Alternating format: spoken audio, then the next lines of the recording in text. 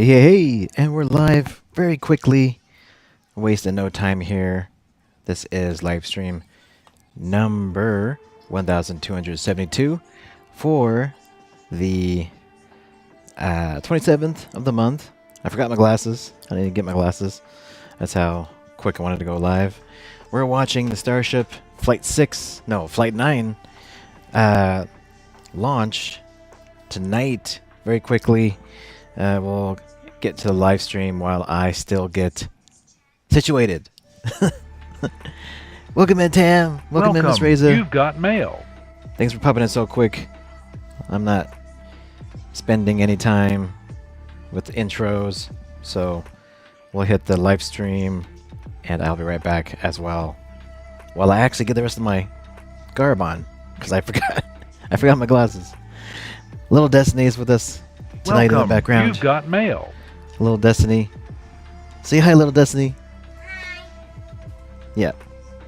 And yeah, we'll go to this. The logs loading versus the expected I'll be right back. Expected timeline as on the well. website, which is at 35 minutes and 52 seconds. No intro, no glasses. I think they That's might right. be.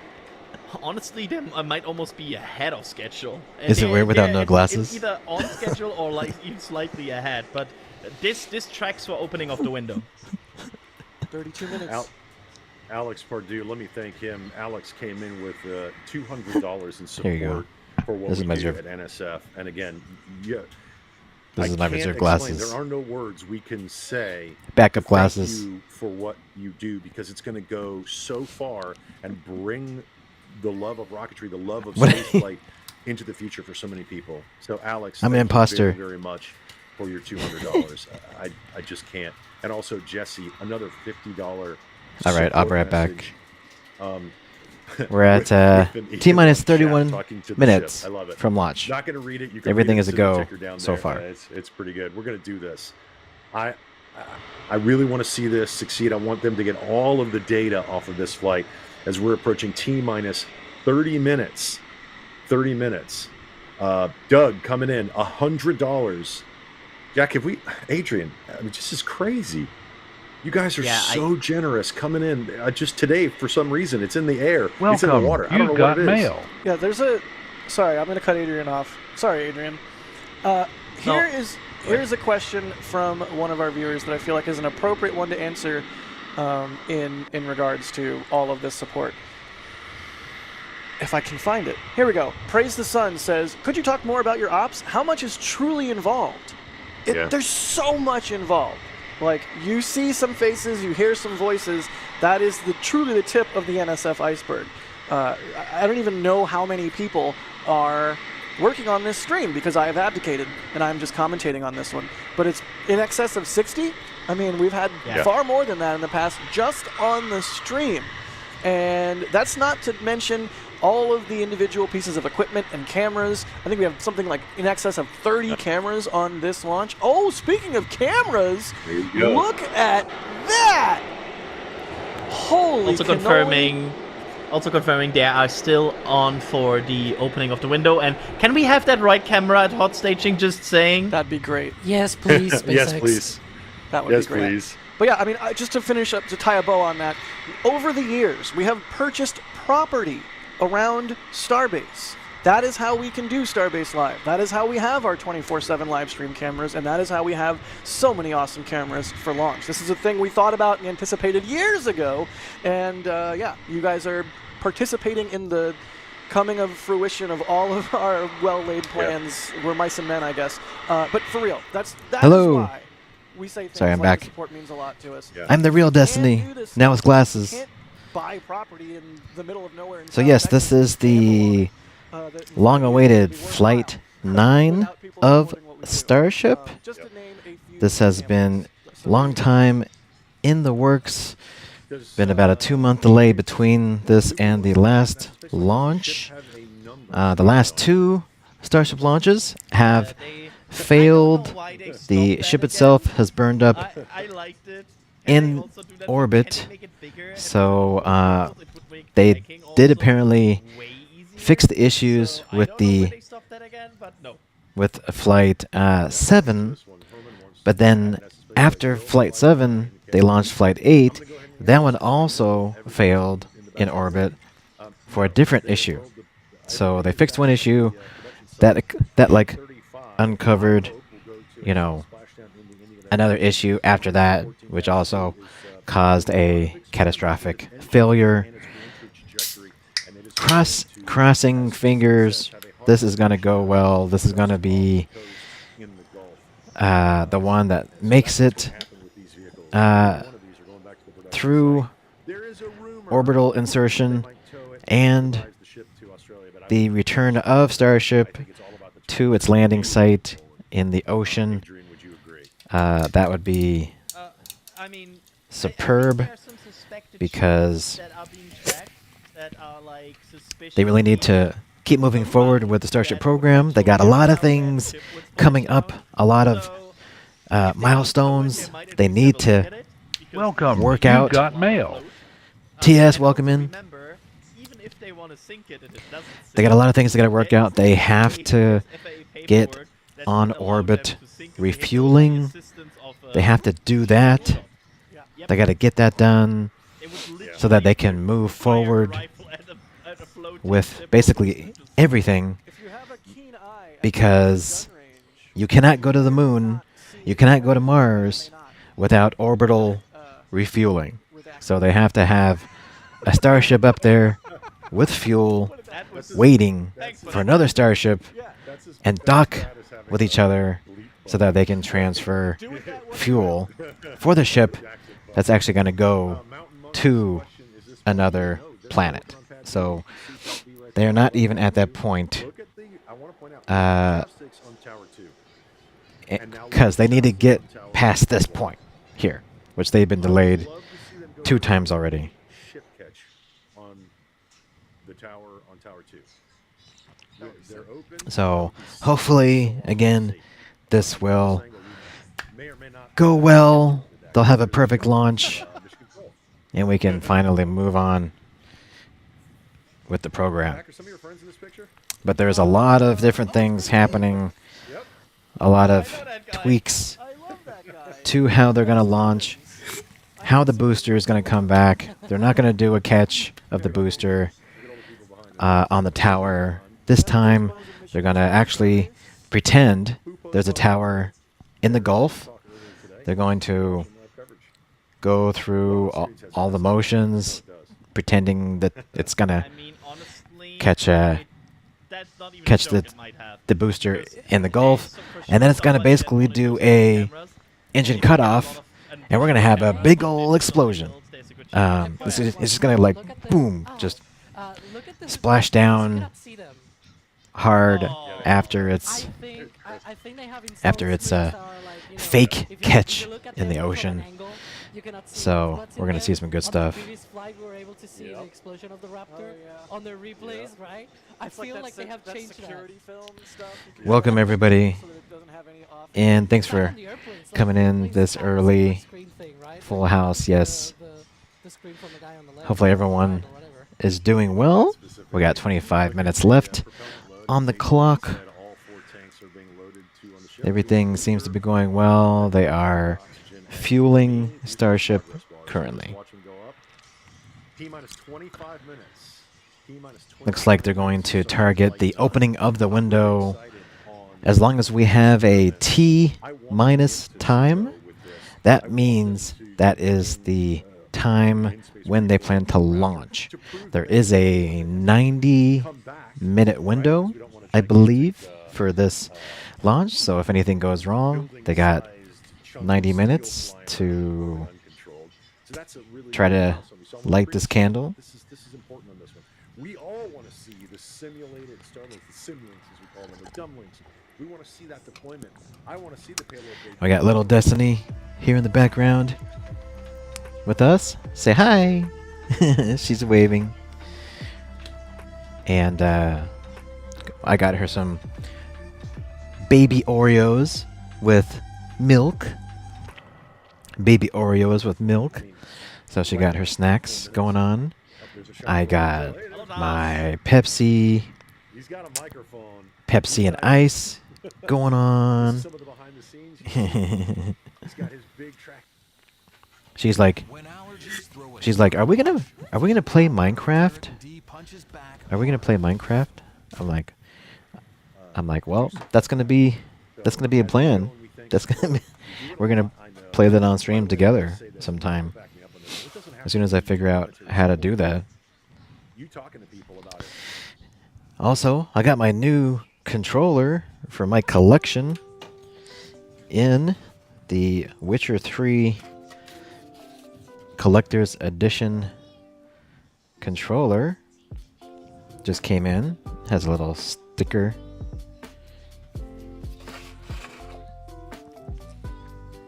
Has a silver D-pad and the artwork on the front. I like the gray buttons. A little Witcher 3 kind of claw marks. Silver triggers and black textured rubber grips on there, and that's some light gray here. Yeah, super great. Goes well with my... I can't believe I bought 2 controllers this month. This is using all of my spending money. I blame Miss Reza for this. She's the one that told me about this. You guys are here Really with just us. 22 minutes away? Is this really happening? Yep. I would have seen it Starship. already, It's like, but Starship is this weird she time did. conundrum She was where very you quick. talk about it and it's like, Just send me it seems that. far away, it seems far away, it seems far away. Oh, it's here. Yep. Every time. 9 times now. 9 Yeah. times. Yeah. You think it's not happening until it's suddenly just there. I know, right? Sony needs to step up their game. Watching NSF on my phone. I need It to... was either, I don't know. I will Flight 1, Flight 2, but even the collect Starship all my controllers controllers, and all of the other launch and I need to cover. do like a family You take it portrait everywhere in your pocket. It's amazing. of all of them Coastline, climbing up, and you can together. see it past those things that we're the catch hardware that's built into this booster and ship. And again, But yeah, hopefully everyone had a great either they already day had a booster and ship today. but again, I've coming up been on T-minus 21 keeping minutes, you're watching live on launch tr- coverage from I've the been keeping spaceport.com of Starship Flight 9. on We are top of NSF this launchers launch, that just love doing this, and we thank that you're here. and T-minus 20-minute vent, right, Alex? and other news. Did you see? They announced the Harry Potter cast. Different They finally, after thousands and thousands Boo. of I liked it. No, what you auditions, see there right there is basically the tank farm. I mean, they the tank finally farm is picked just their basically a huge amount of 3 pipes.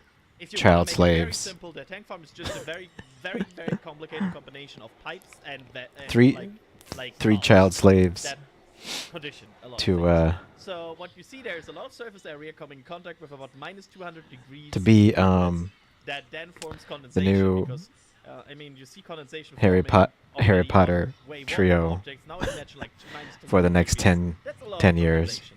So that's what you see there. If The anything, thing is, they better shortly frickin' before have this their condensation will reduce contracts. because the loading will stop, Like, which means there's less flow, they better less cold, and so they better hopefully you be get less condensation shortly. dotting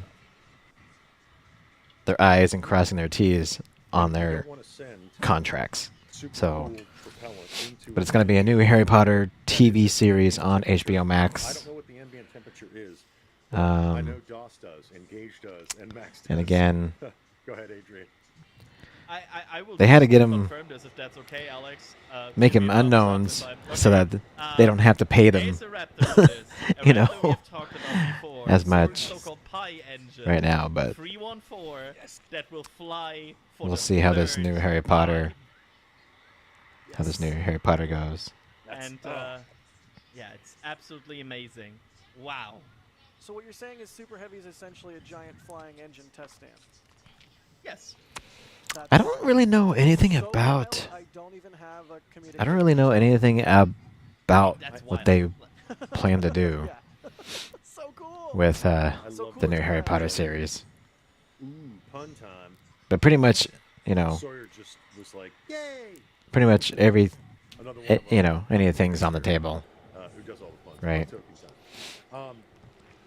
Gosh, what was I going to say? You're talking about the reuse. I love the fact that they're reusing multiple engines. It's not just 29 from a previous flight. They're mixing and matching. They're really pushing the engine. And they're still doing engine testing for the Raptor 3, which is an amazing piece of Let's technology. see. So far, everything is a go for We do launch. coverage here at I'm just NSF. keeping. We'll switch over to You just go the. to our YouTube channel and watch We'll us switch Starship over live. to the Facebook official McGregor live.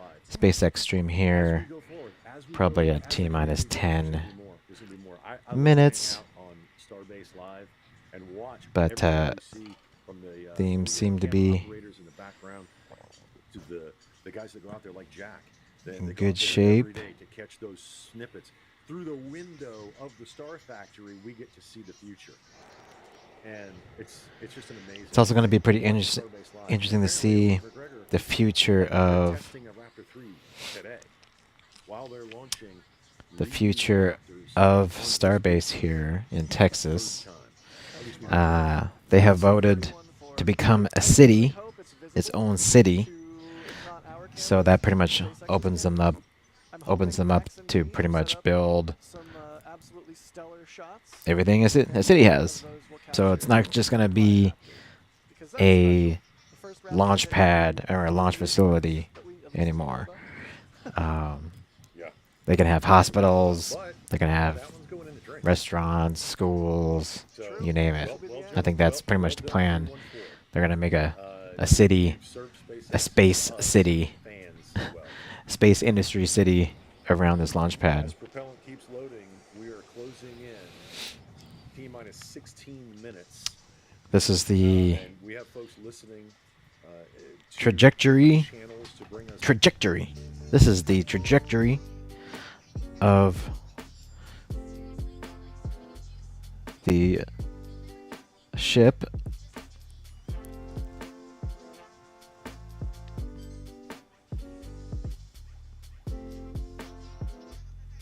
So you can see the booster. It's going to go back, land in the ocean there off the coast. And then Starship is going to go up, not quite do an orbit, but it's going to hopefully re-enter the atmosphere and do a soft splash landing there near the coast of Australia. He moves So that. You could just that see how is he moves it with the plan. console control. They should have Like, little live focus, yeah, buoy focus on the footage as well. He's- when They he did that. cracks, I've stood right They had there live watching buoy this. footage It's amazing. He is last time watching the camera. I'm watching as well. the ship. So 33 engines turn that was pretty turn awesome. into a single star as it thanks to goes uphill, as they say. thanks As to Starlink, he is we are looking very at this, spoiled what, to have 6x9, 4x6 screen, and he's really amazing he's slewing the footage, camera. Is that a word that you use? especially in space. He's slewing And the it. previous flights when we had Tell you when we had the ship Starship starts like out slow, re-enter the then goes atmosphere, fast, and then the booster comes and, back like, really fast, then gets slow we again. had That's the hard part. And he is a pretty much like master no blackout. That's like the first time ever we ever saw our remote cameras and our other a full amazing video re-entry, out there. They're and how like it's just the so atmosphere and the you're plasma one of them. interacted No, with picture the you ship. took. So we're very spoiled to have these crazy video views, and you can tell because like when anybody else does a launch, their footage is horrible. The footage is like yeah. It's so bad. I'm like, just everybody needs to use at least Starlinks for their video footage, so we can get some really great shots. Rockets, man, they're hard. They're hard to build. They're hard to fly. They're hard to not have explode at the wrong time, and they're hard to capture content of. But you know, if it was easy, Any other everybody news would that do it, and it would be I missed way less today? fun. That's I have exactly right. some additional information. As of now, the SpaceX team is tracking no issues on today's countdown. Yeah. Tracking no which issues. is very, very good. That's what we Awesome. want to hear. They're just working down the checklist.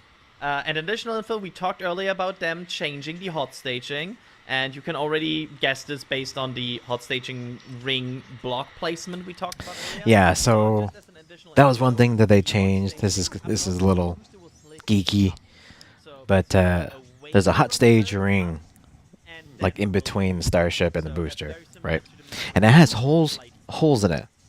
Well, before when they would separate, the direction that the booster would go actually is random. And so to get rid of the direction it's going to flip, instead of being random, they actually modified that staging ring so that some of the holes are blocked. And so that will actually push the booster in a specific direction so that they can get rid of that uncertainty.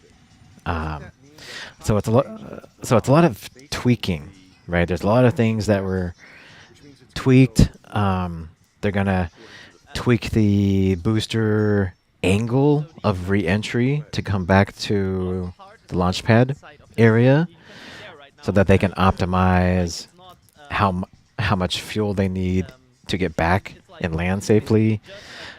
They're gonna use like one less engine this time for the landing burn of the booster, and then like try some other kind of engine.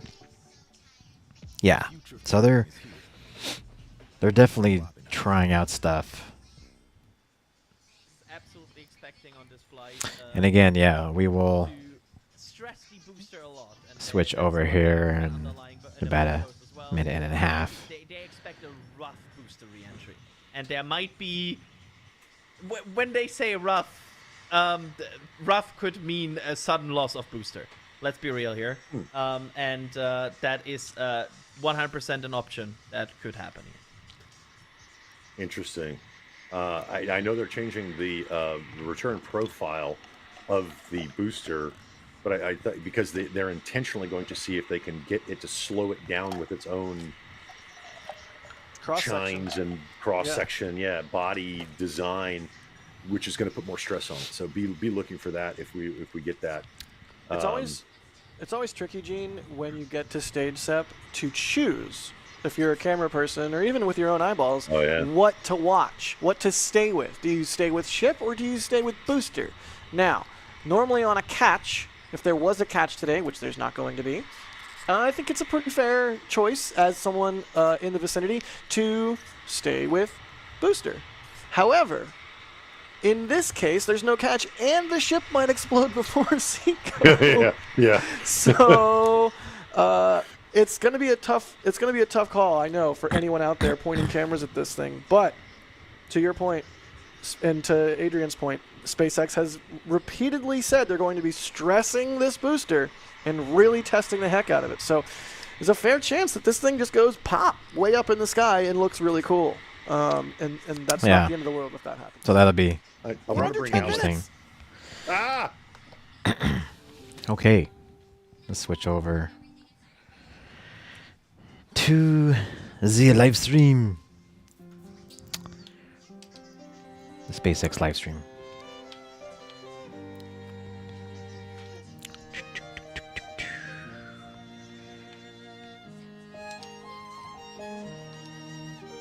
Just a moment.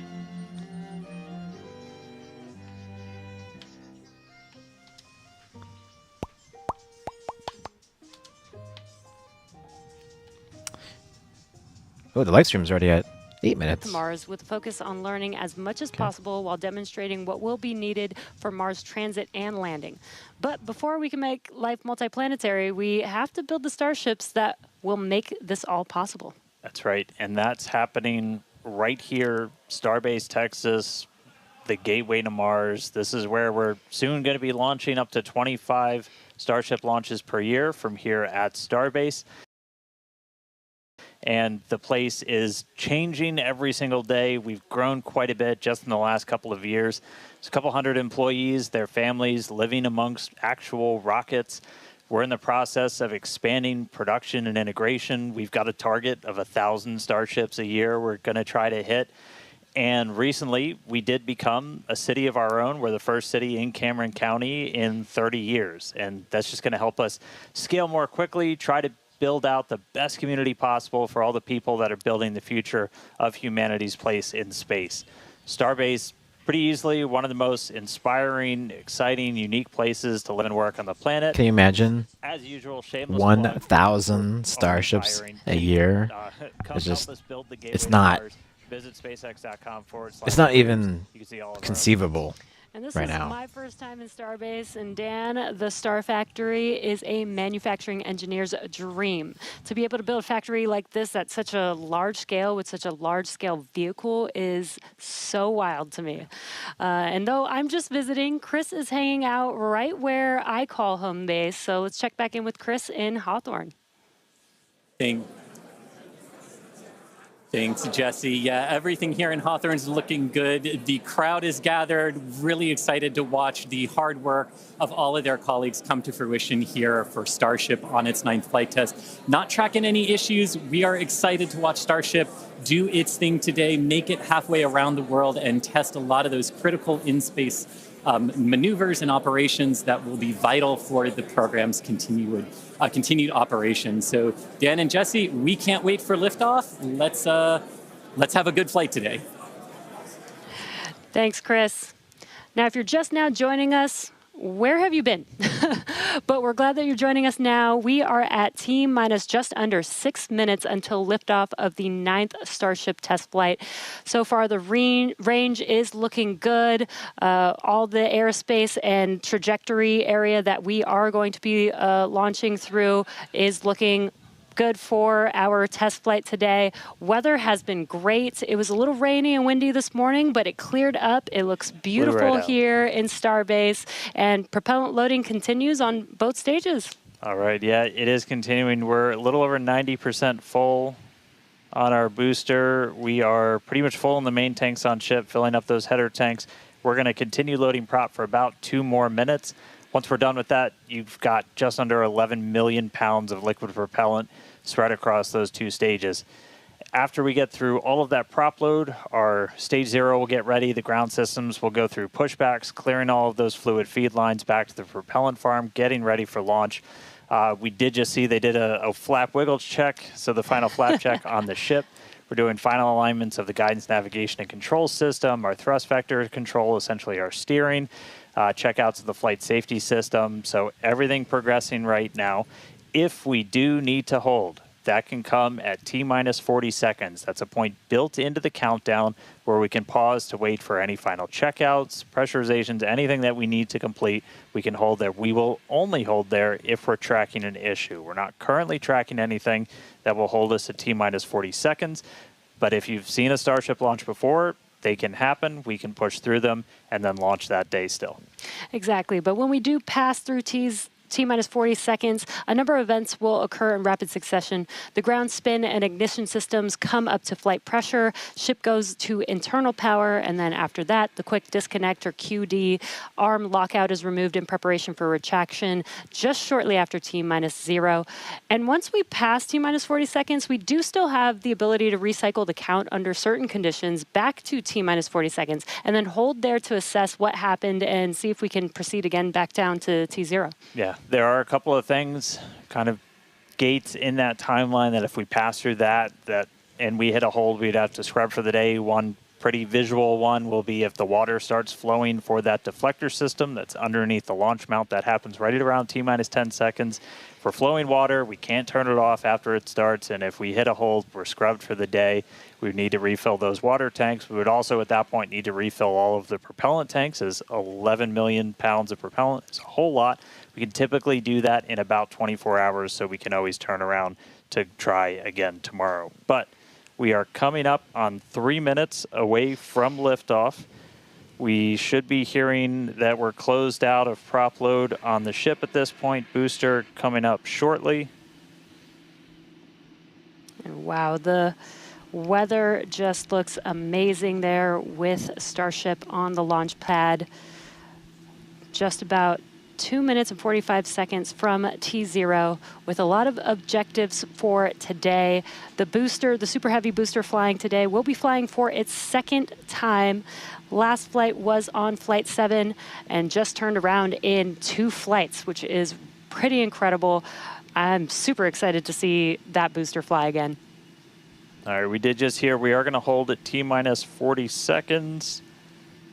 So we'll pass along some more information once we hear that reason. But again, that's not the end of the day. We can hold at T-minus 40 seconds for quite a few minutes. We eventually have to start looking at our temperature of all of our propellant on board. That's usually what drives us to, if we've held too long, we have to stand down for the day. So we are expecting a hold at T-minus 40 seconds. Sounds like we're going to be doing some additional checkouts on the booster Raptor while we're at that T-minus 40 second mark.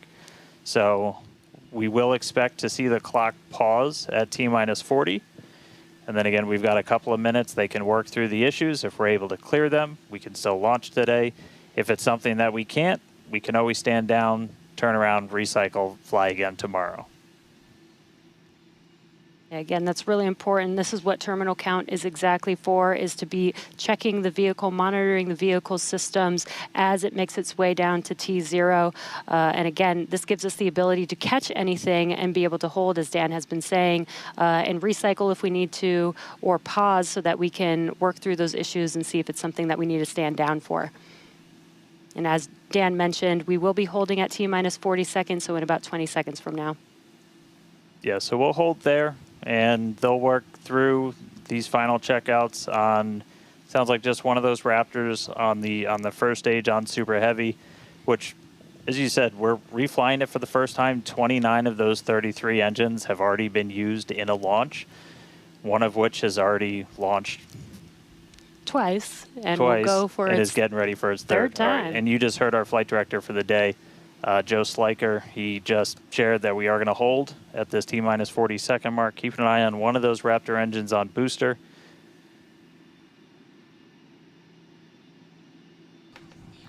Dun, dun, dun.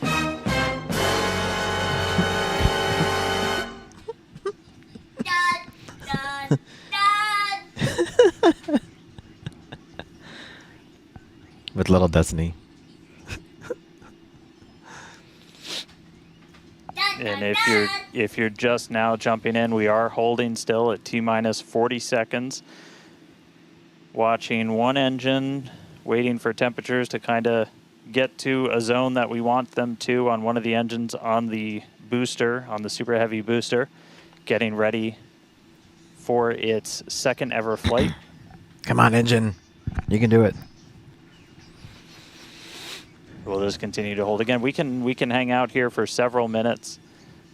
We held for a while on the first attempt last time and then cleared it, and then we triggered a different issue on the ground side. But again, this is exactly what it's for. This gives us the best chances at success. Oh, it's going. And the clock is rolling. It's going. Here we go. It's going. All right. Here we go, guys. Here we go. T-minus 30. Let's listen in. Watch that first flight proven Super Heavy. Get ready to take off from Starbase. Let's light this candle.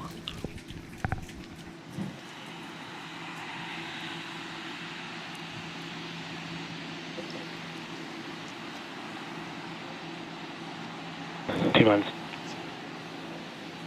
Oh, reset. We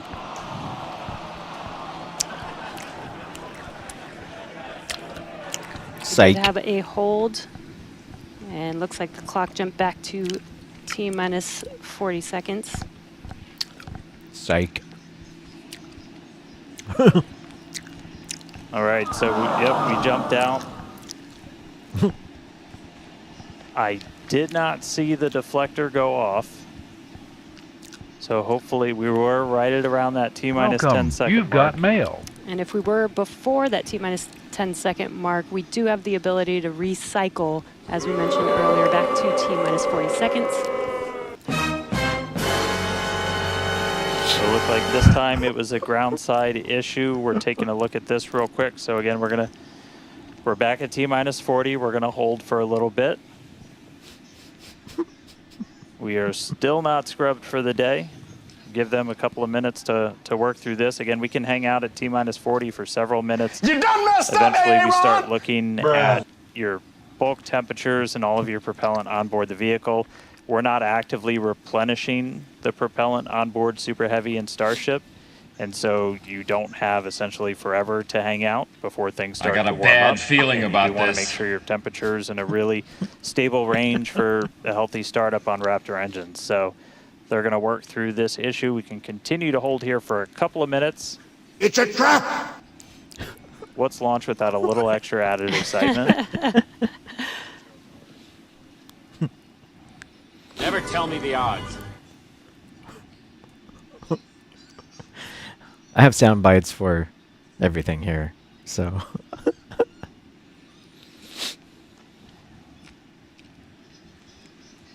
All right, so cumulatively, we've held for a little over 3 minutes between the two holds.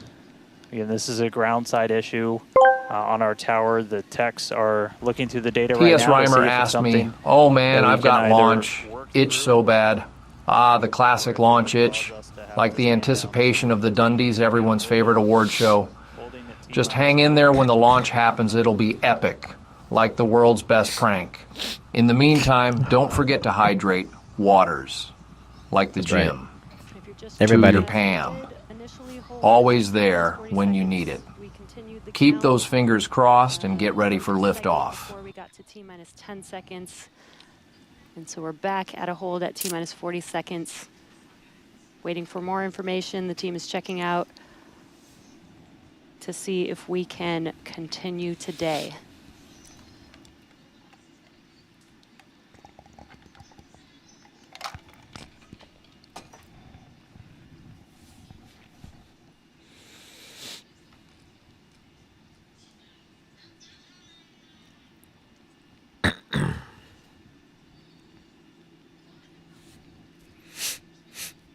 And we're continuing to hold here at T-minus 40 seconds. We've been holding for just about 5 minutes now as the teams evaluate if we can continue to T0 for Flight 9. Yeah. If it's something they can fix right away, then they can do it. If not, then they're going to have to All right, so it sounds like we're coming to a resolution. scrub. But it doesn't sound like it. There's only so much you can fix with a limited window. So,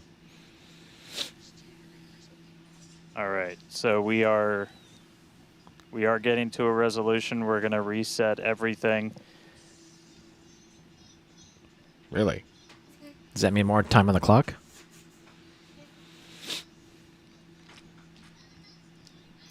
They're just gonna reboot it. we're just gonna reboot it. Okay, we can reboot the booster. We have the technology. We can just All right, reboot so it. we're going to see the clock. It is now rolling. Dude, Here we go. We saw an issue with that quick disconnect to the ship. okay. There is a chance that automation will kick us out again if we encounter the same issue. But for now, the clock is rolling. We'll see if we pass around that T-minus 10-second mark. Here we go. Here we go. Here we go. 9, 8, 7, 6, 5, 4. This is it. Either this is it or not.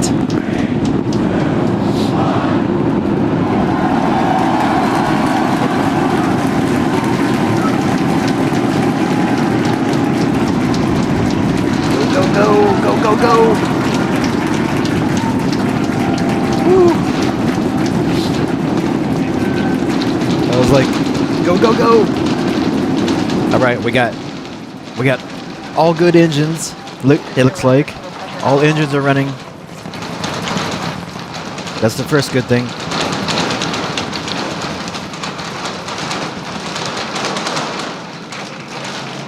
Wow.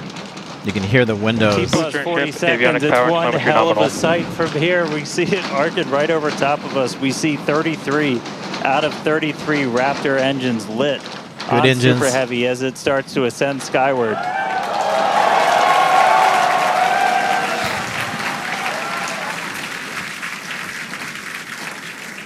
Coming up on maximum aerodynamic pressure, then only about a minute and a half until we get into hot staging. Yeah, good start. Wow, Dan, that was incredible. And look at we these can awesome. feel the building shaking. And look at these here, awesome feel views. The vehicle's power. Now we're just about a minute away from shutting down those engines on the booster. Again, this booster is flying for its second time today. All right, so hot staging coming up a little under a minute. We're going to see all but the 3 center engines turn off on the booster. So our version of MECO, most engines cut off. And then just a few seconds later, hoping to see 6 engines ignite on ship to push it away. Another critical moment here. Stage separation. All right, hot staging, about 30 seconds. Interesting, they're rotating. Got a roll program. And definitely keep an eye on which way the booster flips. First ever directional flip we're going for today. Should flip straight up. Here we go. See those engines powering down? Booster engine cutoff. 3 engines. Stage sep. Ship ignition. Stage separation. Up and flip. Just like what they predicted. Incredible flip by Super Heavy booster, and you can see those 6 engines, those 3 engines on the ship ignited. 6 healthy Raptors running on ship, on its way to space. Peek that engine view. Booster doing the boost back. Chris, how's it looking over there in Hawthorne, man? It is looking... Raptor chamber pressure is nominal. It is looking absolutely incredible here in Hawthorne. As we said, 6 healthy engines on ship. We've got 13 out of 13 engines on the booster. Now down to those 3, which is what we expect in the final moments of the boost back burn. Now, as a reminder, we are not recovering the Super Heavy booster today. We are instead going to do booster some... boost back, shutdown. And there we had a good shutdown of the boost back burn. Next up will be the jettison of that hot stage Ship ring. avionics, power and telemetry nominal. Great call out there that everything looking nominal aboard the Super Heavy vehicle, which is returning to Earth, and we're going to be doing some experiments with it, including a higher angle of attack re-entry, as well as some engine tests as it gets closer to the Gulf. We are, again, because of these tests not recovering it, we are sending it to the Gulf on purpose to do those tests. But again, you see the booster on the left-hand side of your screen. You see ship with 6 healthy engines continuing its ascent to its planned suborbital trajectory. Everything going very well so far for Starship's 9th flight. Now 4 minutes, 15 seconds in. Great views from inside of the aft engine area of ship there, looking at those 3 sea level and 3 Raptor engines on the right-hand side of your screen. The booster doing its LOX dump, that liquid oxygen dump. So because we don't need some of that liquid oxygen propellant in its tanks, we vent that propellant out to lessen the booster's mass as it comes in for its landing. Looks like they actually upgraded their cameras from last time, like even higher resolution cameras. All right, let's watch this booster on the left. Let's watch that booster come in. This is going to be a show. Yeah, now as we had talked about, Super Heavy might Yeah, look how clear that image is. They got to be using 4K images now and broadcasting 4K. this in wind tunnels. We've done this in computer modeling. It shows that sometimes the control isn't great, but only one way to really prove it out, and that's to get real-world data. So here comes Super Heavy. It should be igniting for its landing burn in just about 40 seconds from now. Coming in hot. Look at We that. are going to relight 13 engines, then bring that down to 3 engines. As we talked about earlier, we will be intentionally Booster shutting FPS down. saved. We will be shutting down one of those 3 center engines intentionally to push the limits of the Super Heavy booster. Ship Raptor, chamber pressures nominal. And continuing to see 6 healthy engines on the ship, 3 sea level and 3 vacuum engines still ignited as the Super Heavy booster is making its way back down to Earth. We can see those grid fins doing some heavy work. Something happened. Startup. Ignited for our landing burn. Oh no. We got no image. Oh no.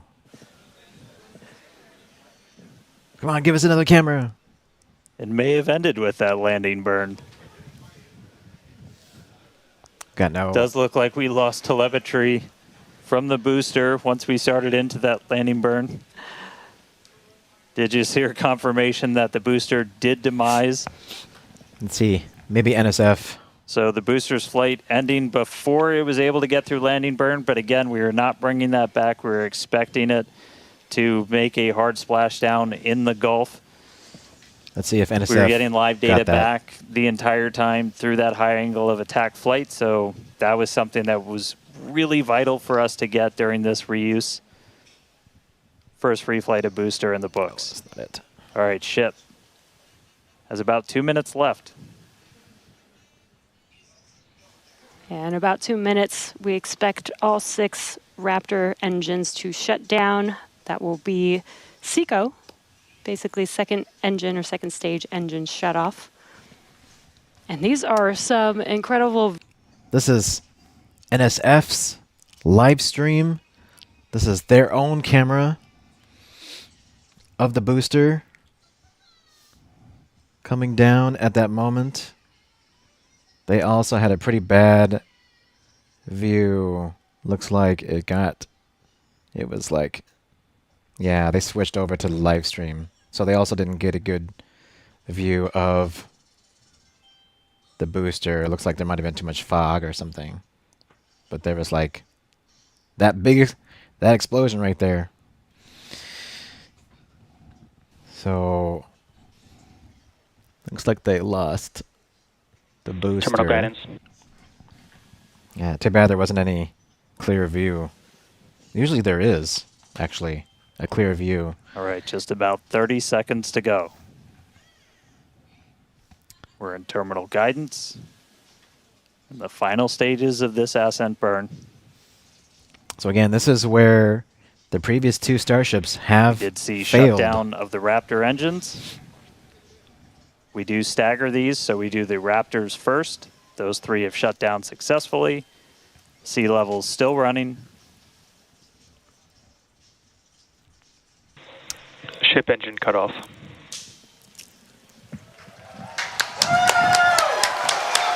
Nice. This is where they failed. They failed the previous 2 missions before this. Beautiful words in the English language. And great call out that we had nominal insertion.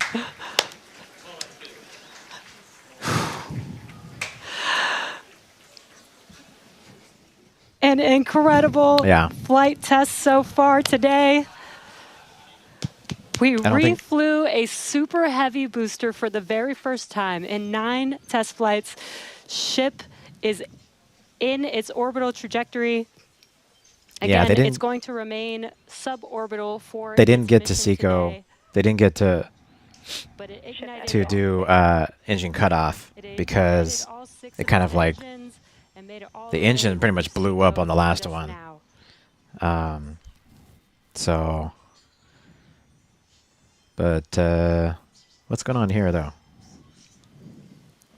Looks like they're rolling. What a moment. Incredible. All right, And but we I mean, got- Ooh, still lots to come for the rest of this flight. Is this right? Per usual, I need to collect myself. Hey, Chris, how's it going over there in Hawthorne, I guess man? it's right. How's everybody doing? I think the elation and the excitement and the happiness at what we just saw achieved carried through across all of our sites. What an incredible view to see Starship back orbiting the Earth just under 11 minutes into our mission. This doesn't- Absolutely exciting to see all of this. This doesn't look And right to super me. pumped, especially to see all of the team's hard work in action here today. As guaranteed, it has been an exciting evening looks like it's so far for Starship's ninth It looks test like it's flight. We rotating. lifted off a little bit after 6:30 p.m. after a couple of holds that were triggered See that? at the T-minus It's moving. 40-second It's mark, rotating. But we were able to clear those, one on the Raptor, one on the tower, and Something's we were not able right. to lift off successfully from Starbase. 33 out I don't of think it should be 33 doing Raptor that. engines lit on the Super Heavy, all 6 engines lit on ship, bringing it to its planned suborbital trajectory around Earth. But as Dan said, we've got a lot still coming up in our flight sequence. So coming up at about T plus 18 minutes, 26 seconds, we'll have the first deployment of simulated Starlink satellites. Yeah, everyone's planned like- from Starship. everyone's that will like- be followed at about T plus 37 minutes and It's 49 spinning. seconds by the relight of a single Raptor sea level engine in space. This And is it's gonna not help right. us It gather isn't data right. on Rhymer sent our unless it's so ability to right that it looks future wrong. Starship missions that will go orbital. And then, of course, one of the biggest tests yet to come is the new heat shield modification. And what's that vent? What's that venting here in the back? Right? That looks like that's venting something. Minutes to complete.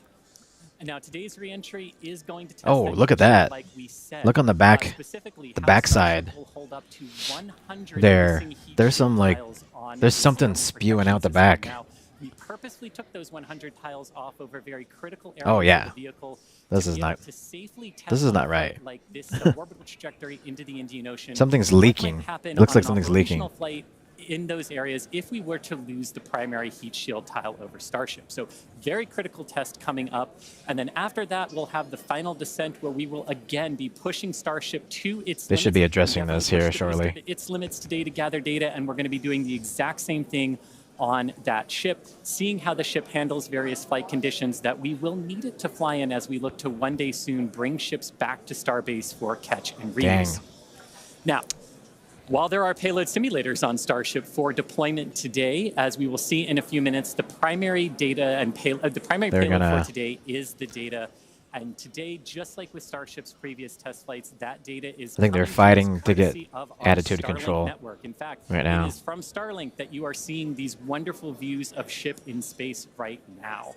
So, and I can't wait to see Starlink really provide those epic views and that data transmission during reentry, which is very, very critical to getting that data during reentry. So, Dan and Jesse, it's been an exciting day so far. There's more to come as we get ready for Starship's first ever payload deploy. What can we expect next here in the next few minutes? Thanks, Chris. Just going to reiterate thank you to the Starlink team for these incredible views today. Okay, it In a looks few like minutes, Starship will deploy 8 Starlink simulators, similar in size to our next generation Starlink satellites. The Starlink simulators will be on the same suborbital trajectory as Starship, meaning they will passively re-enter the atmosphere, just like Starship. okay, it looks like they These, we can see how Starship's might have payload stabilized the systems work in spin. flight while ensuring that this simulator satellites pose no safety risk to people on Earth or for other satellites. Oh, they're gonna do a Starlink deploy using the new Pez dispenser system in its payload bay, and I think they said we're gonna get possible live view from the Starlink itself coming out of Starship. If that would happen, oh my God, that's gonna be amazing. But that was the only time we ever opened it, and we've had Starlink simulators on the last 2 flights. But yeah, it looks like they stabilized the spin, and their attitude is 177 kilometers. So it seems like everything is okay. Things aren't rotating anymore. Yep. So here's the internal view of the little quote-unquote Pez dispenser system.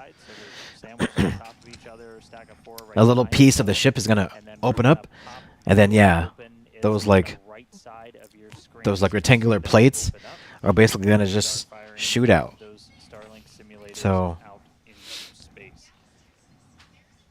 We are expecting the payload door to open in a little over a minute from now. And then once that payload door is open, about a couple minutes later is when we will start.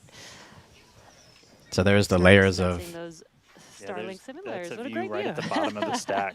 So should be able to see them kind of firing out from right there. So really cool. Welcome. And eventually You've these got are mail. going to carry dozens of the next generation of Starlink satellite into space, and those are going to enable some truly insane things in terms of speeds from space and what we're able to do.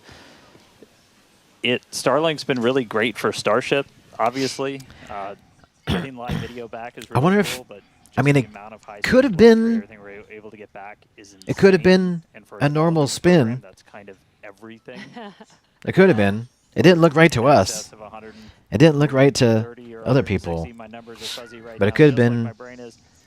But It could have been a right spin, well but I in don't know. excess of It didn't 100 look megabits per right to second me. downlink, and a lot of that is eaten up by video. There We've are other got people that are watching. dozens of cameras across But Starship. We they added do have several more. to deploy these for this flight, Starlinks you in a saw certain couple of direction. those as I we believe they're have just going to essentially shoot them down 360 to Earth degrees. Oop, because these are just test open the test top articles door, Hal. here. So Srimer sent that looks like a Starlink show off dance spin.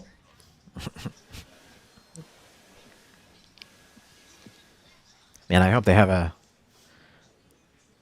Starlink, a camera on the payload simulator. Now we are expecting the payload door to open any moment now, so we're watching out for that. Again, you're looking at the inside of Starship as it's suborbital.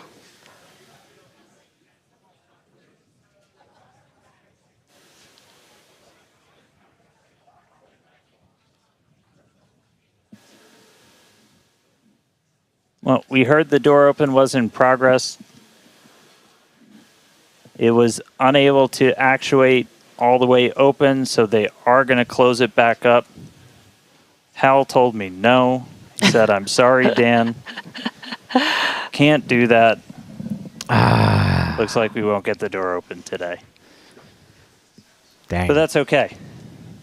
This is why we obviously test. a test we want to be able to do before we're deploying full-on Starlinks. But the real focus for this, now that we are in space, is getting to that reentry. That is the most critical phase of Starship that we still The have. door guys, they had one job. Dang. All right, well, so it does look like we're not going to be able to deploy Starlinks today, but we should have pretty frequent views from Starship. They might cut in and out every once in a while, but should be pretty regular. We are in darkness right now, so might be a lot of black, but the cool part is when we get to reentry, it's going to be daytime. Yes, and we did that on purpose so that we can get some live daytime views as ship is returning back to Earth. All right, so we are going to take a break. Enjoy these views as we get them. Enjoy the tunes. We'll be back in a couple of minutes when we get ready to relight one of those Raptor engines on orbit. See you soon.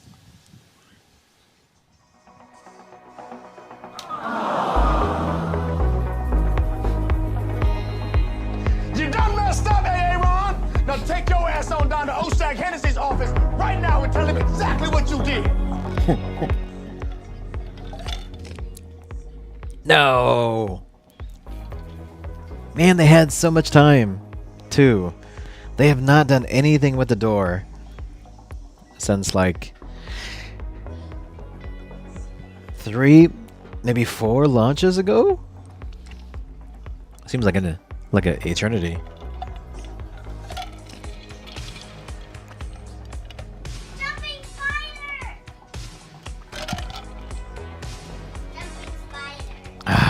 Man.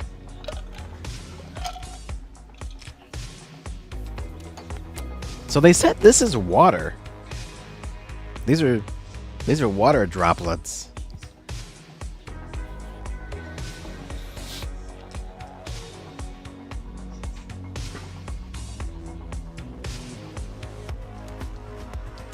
I think like half the people here went to the bathroom. Did half the people here go? This is the potty break time, guys. So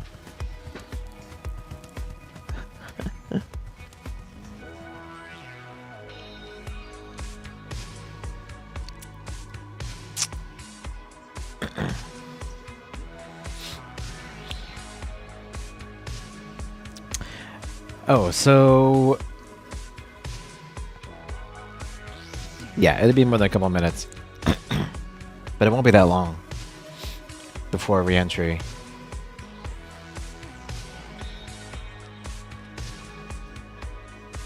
Again, great thing.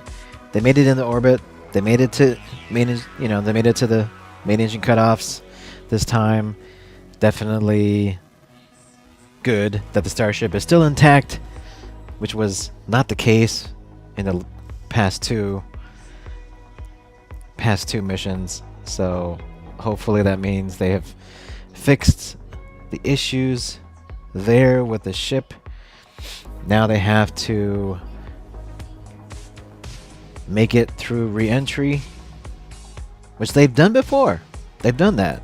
They've done re-entry. They've landed in the ocean before. That is not something new, but they have been tweaking the heat shields a lot. Their placements, they're still tweaking how many of the heat shields they actually have on the ship. They've been removing a lot of heat shields because, quite frankly, the ship, the metal, the stainless steel is actually tough enough. So they've been removing heat shields in a lot of places where they don't actually need it.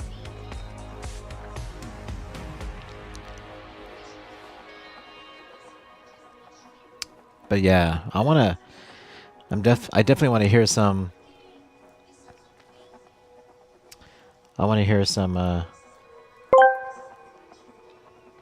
Srimer asked me, which one of these MOFOs is the door guy? They should pull him out of the room or at least put a dunce cap on him. I hear you, buddy. The door guy seems to be the mystery character of the night, the Where's Waldo of the Starship launch. Whoever they are, they sure got a knack for suspense. Maybe they're just keeping us on the edge of our seats, waiting for the grand reveal. But if they don't get it together soon, you might just see a dunce cap flying their way.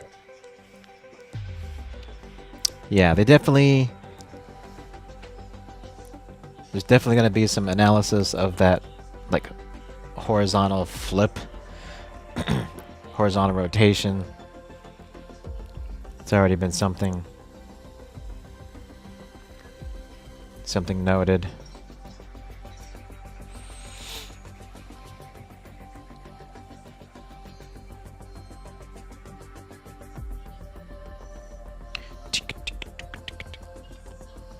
Find that door guy. That freaking door guy. He had one job, and one job only.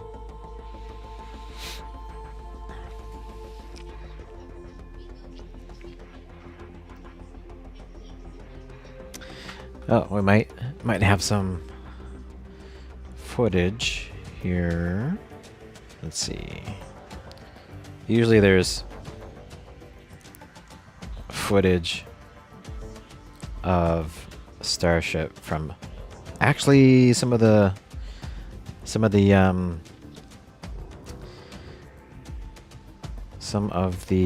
other islands and stuff. Let's see. T.S. Reimer asked me, mofos not M-O-F-Os, like mofos. That's the door guy. He screwed up. He had one job for this spaceship and he totally blew it. I mean, how hard is it, man? You got one task, open the damn door when it's time for a freaking Starship spectacle. And you can't handle that. It's like forgetting the big kahuna burger in a Pulp Fiction scene. You just don't do it. That mofo's got some explaining to do, but I guess he can dodge a bullet this time, just this time.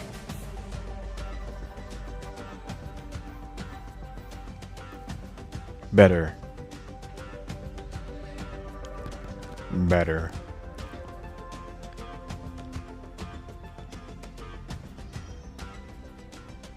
Let's see, I'm trying to see.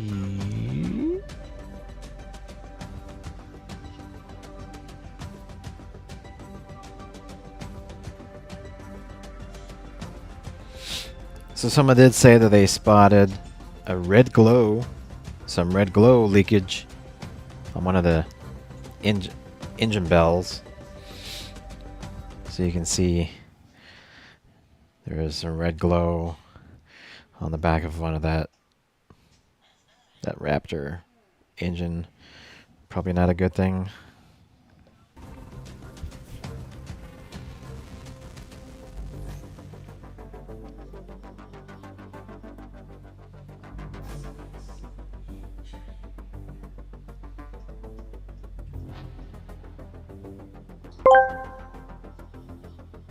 Simon asked me, "No, man, don't let him off the hook. Give him your famous speech and take care of this mofo." All right, listen up. You know what they call a screw-up in France? A royale with cheese, and you, my friend, you are the king of that royal mess. You had one job, open the door, but what did you do?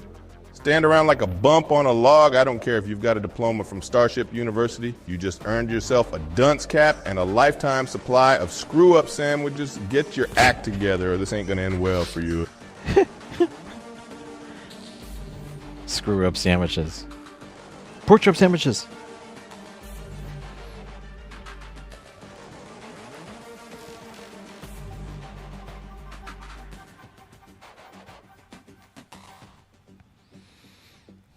Pork chop sandwiches. Wow, that smells good. Pork chop sandwiches.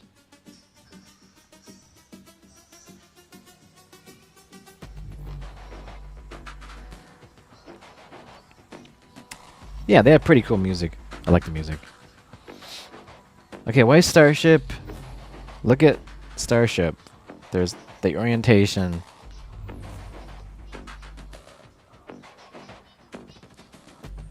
Is getting super wonky. Look at that. It was pointing down. Now it's pointing up.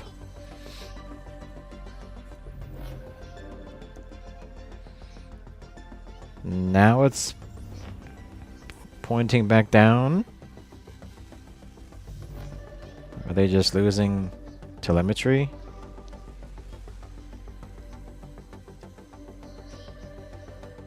The attitude is still 180 kilometers.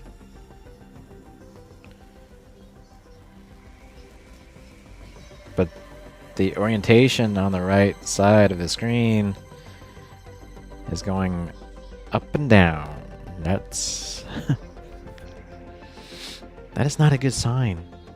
Come on, guys.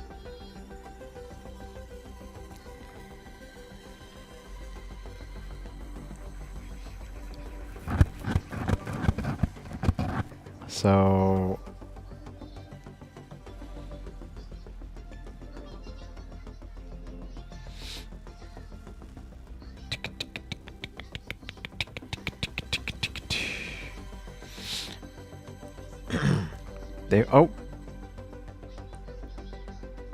there's Starship. Is it huh?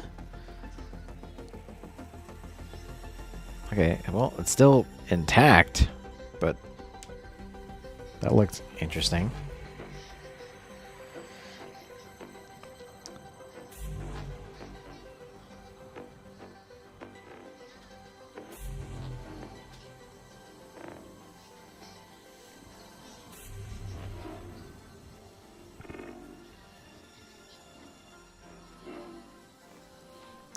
Okay, so the Raptor relight. Here's the...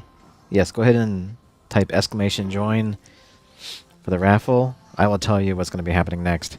At T plus 37 minutes and 49 seconds, Raptor in light, Raptor in space, relight is supposed to be happening in 7 minutes.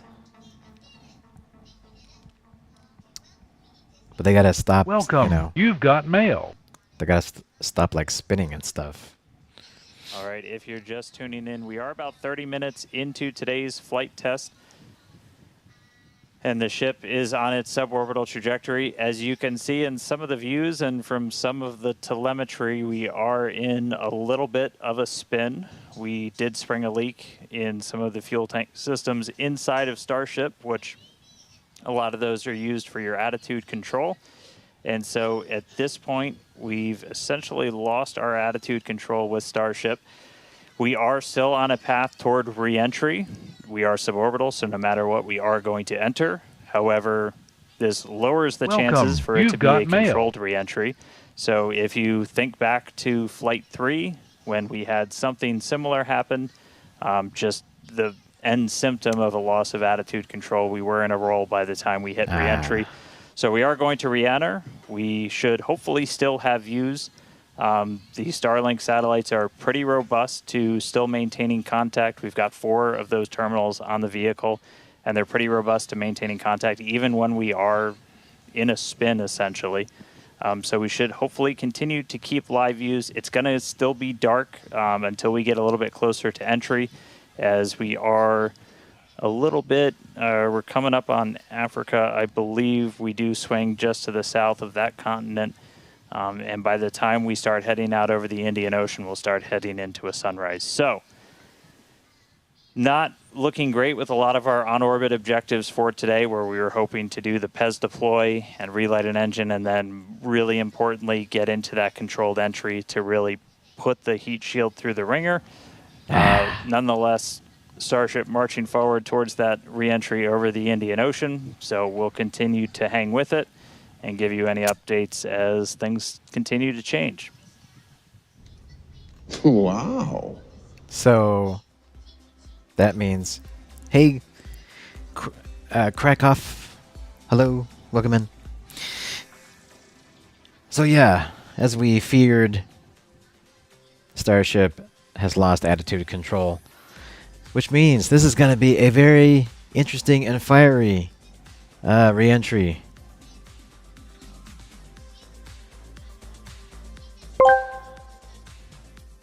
Reimer sent this ship is straight up a busted POS. At least it got farther. But here's the thing. If we lost re-entry, if we lost attitude control, that means that they're probably not going to relight the engine, because they're not going to be in the right angle for that, which should be happening in 4 minutes. They need a Raptor relight, so that's not going to happen. As atmospheric re-entry should happen at 47 minutes. Again, we're at 33 minutes. And then it's going to go through the atmosphere. And then if everything was fine, it would be doing a landing flip at 1 hour 6 minutes and flipping to its vertical orientation to do a landing burn and splashdown. So again, with this, I guess we're gonna have to see what it's gonna do. Sir Raymer asked me, explain to Mrs. Reza what the acronym POS means. Mrs. Reza, the curious question of POS. It can mean a couple of things depending on context. In the world of business, it's point of sale. But in a more colorful and less polite context, it stands for piece of shit. And it seems like that's the flavor for tonight's Starship shenanigans. Now, isn't that just a delightful twist? Stay curious, my friends. Was Riker waiting for the rim shot there?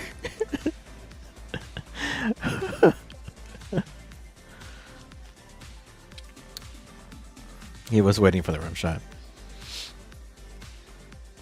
This is a crazy view right here.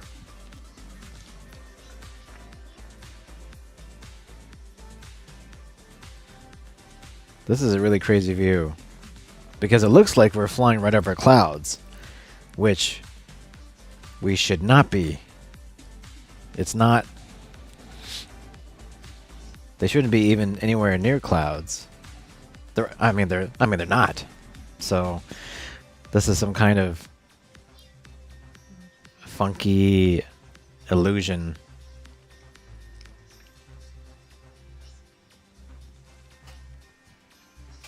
This could be, I wonder if this is like some illusion, like it sprung a leak, right? Because they said it sprung a leak. So I wonder if this is like some kind of like view of the leak, the leaked fuel, and it's being lit up, yeah, by so 36 minutes, the sun or 15 something. seconds into today's flight tests. You're seeing some flat movement here on the ship. If you've been following along, we have essentially lost attitude control on the ship at this point. It is suborbital, so it's still headed to the exact same trajectory as before. We were not able to get that payload door open and deploy those nose cones. We've been dealing with some leaks on the ship. This is also what led to that loss of attitude control. So at this point, we are kind of in a spin, and we are also going to be skipping that Raptor relight. If you've followed through the history of Starship, something similar happened, different cause, but same symptom back on Flight 3, where we weren't able to maintain attitude control in orbit. And so we're going to skip the relight of that Raptor engine while we're in space.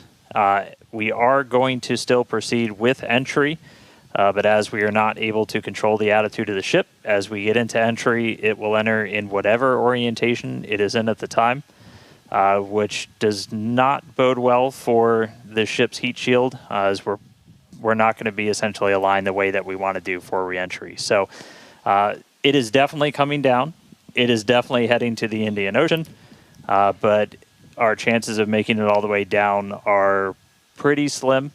So we'll still get as much data as we can. We're still getting live telemetry, live views from Starlink the entire time, and we'll continue to stick with ship as it continues on. We are about 10 minutes away or so until we start getting into entry, and the light will start to pick up as we cross the Indian Ocean, and we'll start to see a little bit more daylight, and we'll, as always, as long as we maintain that comm link, get some plasma on the way in and start to bring the Starship back through the Earth's atmosphere. So that coming up in about 10 minutes or so. So we'll check back in with everybody in a little bit.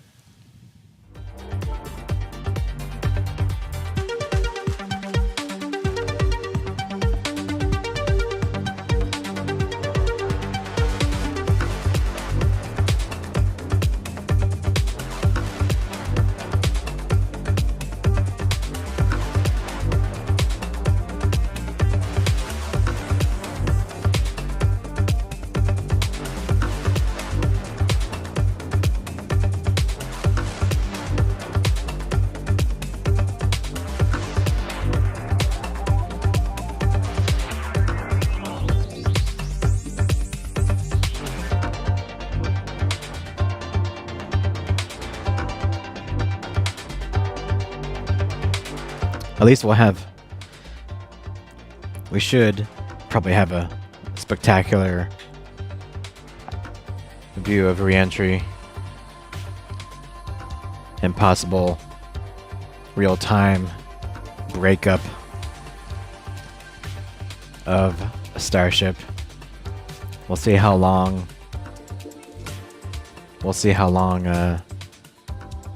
the ship survives before we lose signal.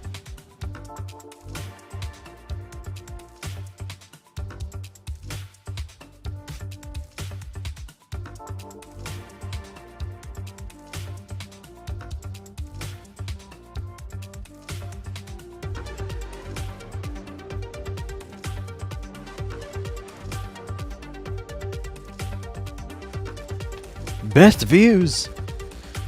The best views are not here, but it's on Streamboo. Streamboo.com. Wow, I didn't realize the best views or best viewers. I see. Don't go to that. Don't go there. No one go to that site. Nobody. Just kidding, Jay. Don't go there. Unless you like viruses.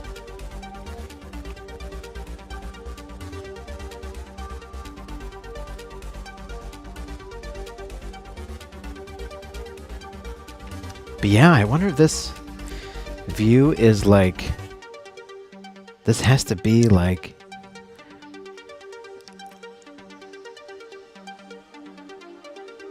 It's like... I wonder if that's what that is in the back. On the top, on the back of the ship. You see a little bright spot there. I wonder if that's the leak. And then the leak is ignited or lit up somehow, causing all this light.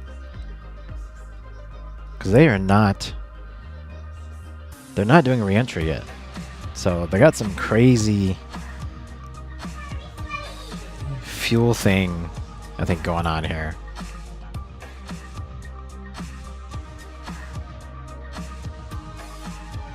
It literally looks like they're doing re-entry. Yeah, look at this. It's crazy. It literally looks like they're doing re-entry, but they're not.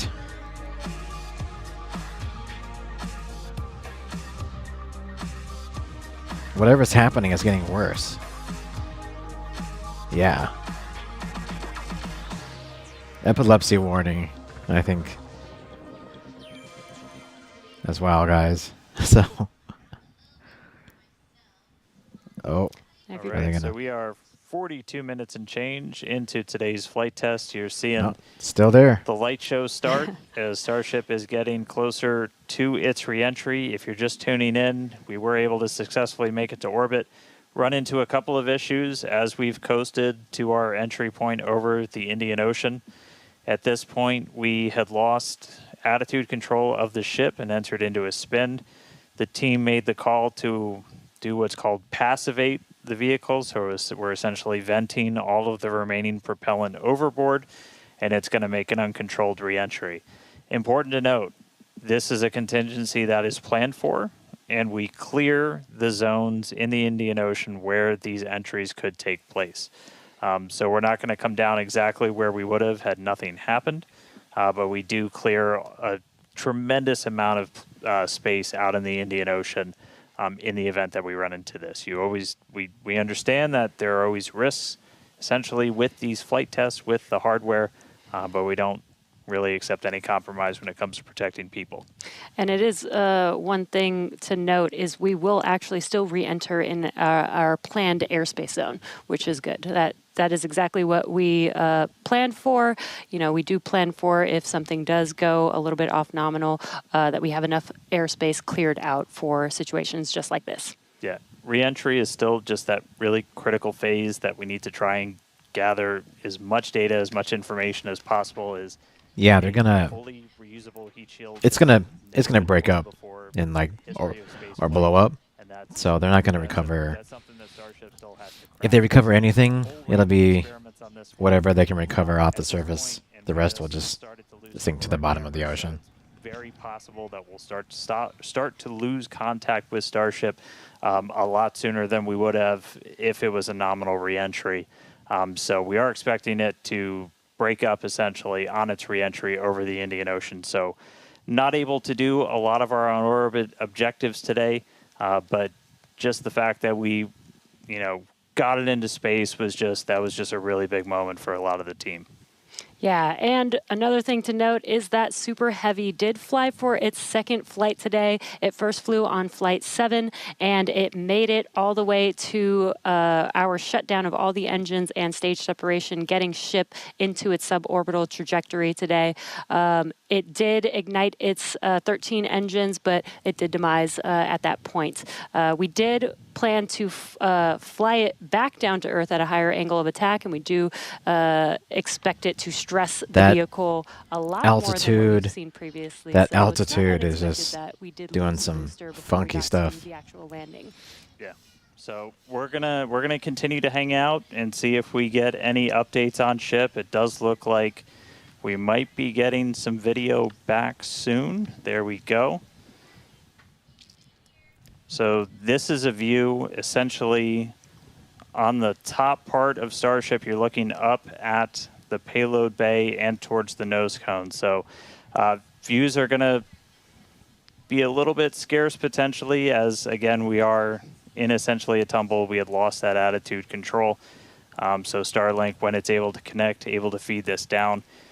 We are at the phase where we would expect entry to start within the next minute or so. So we are entering uncontrolled, but again, we're entering into an airspace crazy looking. and a sea space that is cleared and monitored in advance of launch and before we get to this phase. And with the views that we are able to see, you are seeing a lot of that plasma build up during reentry. We do expect the vehicle to see about 1,400 degrees Celsius, and there you can see the flap feeling that temperature there, a little bit melting away. But as we expected with the spinning of the vehicle, we are no longer controlling the attitude of the vehicle. So this is now, at this point in the test flight, it is expected to see it begin to demise a little bit on its way back down to Earth. Yeah, and so we'll stick with it for as long as we're kind of getting any reach back from the ship as it starts to make this re-entry. But yeah, so it's re-entering actively right now. And again, we did do what's called passivation. So you essentially vent all of your excess propellant overboard before you hit the atmosphere. That's a safety measure we can take on the ship while you still have contact with it. So that was done. It's now coming down in the predetermined hazard area that was cleared ahead of flight. Not controlled, so we're not going to get all of that reentry data that we're still really looking forward to. This is kind of a new generation of ship. It has different flaps, improved heat shield, a whole lot of things that we're really trying to really put through the ringer, as there's a whole lot we still need to learn before we get to kind of the next step that we're hoping for, which is going to be that ship going orbital and eventually coming back here for a catch. So getting through one of these fully is going to be really important. It's not going to be today, but we are just going to stick with the ship, see what else we can learn as it makes its way through the atmosphere and brings an end to the 9th flight test. So we'll stick with it.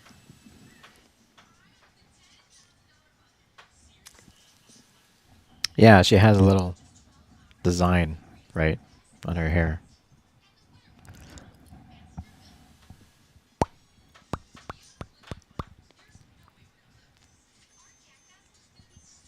I wonder if they have any views anymore.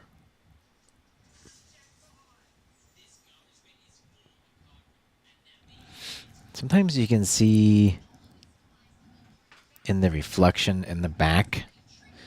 It's probably hard to see here, but sometimes you can see in the reflections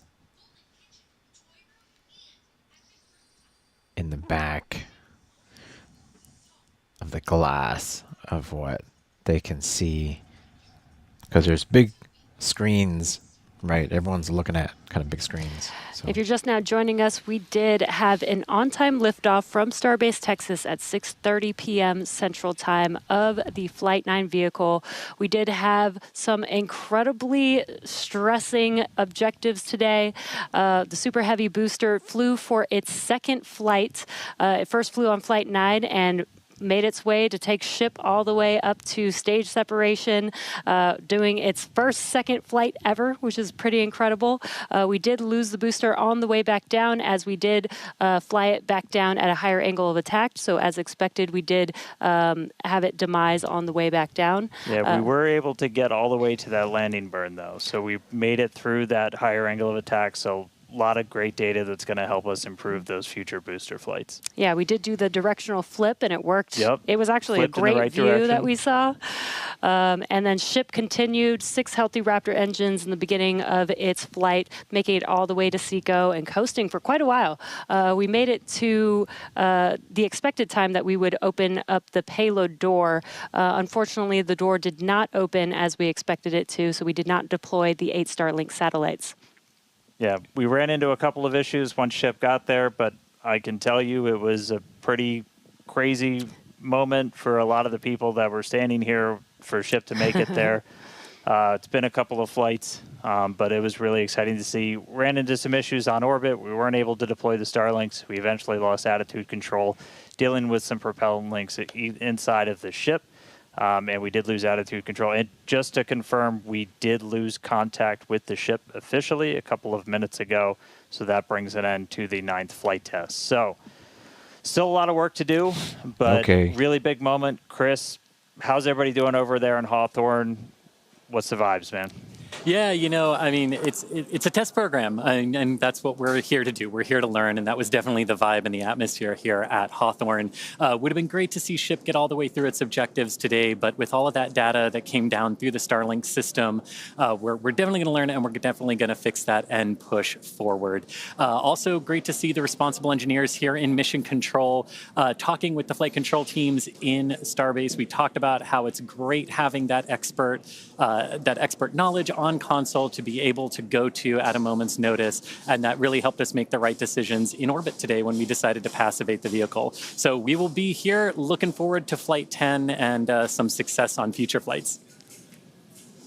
All right, well, obviously congratulations to everybody that poured so much time, effort into getting this rocket off the pad. The last 2 months have been an absolute gauntlet for a lot of people, and we're continuing to learn more about this ship, about this rocket. We are trying to do something that is impossibly hard, and it's not always you're not going to reach it in a straight line. We said there's going to be bumps, there's going to be turns, but seeing that ship in space today was a hell of a moment for us. So congratulations to every single person who put time, effort, sweat, anything into that rocket. Yeah, this is exactly the SpaceX way. We're going to learn, iterate, and iterate over and over again until we figure it out. So thank you to everybody for tuning in. Thank you for the fine people of Cameron County, including the residents of the newest city of Starbase, as well as the Coast Guard, Federal Aviation Administration, Government of Mexico, as well as the Australian Space Agency. All right, now, this is not the end. We're going to have a whole bunch of cool liftoff stuff, so be sure to follow us on X at SpaceX for more, and we will see you back here for Flight 10. Thanks for tuning in.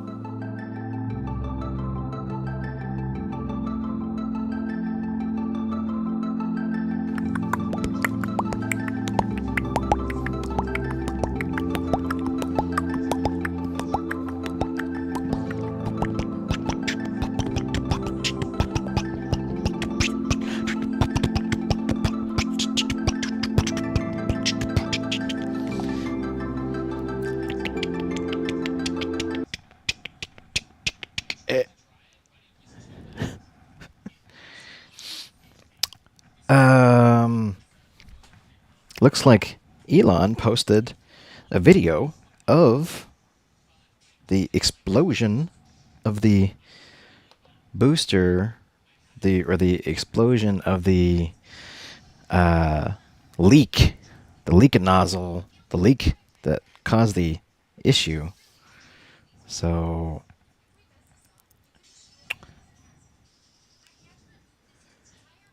boom. There's the leak that happened. And then some debris going on in the engine bay there. Some pieces flying around there, as you can see. So that was the culprit, looks like.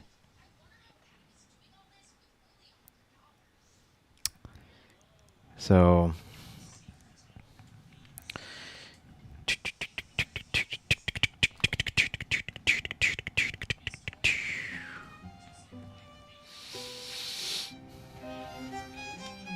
Door guy.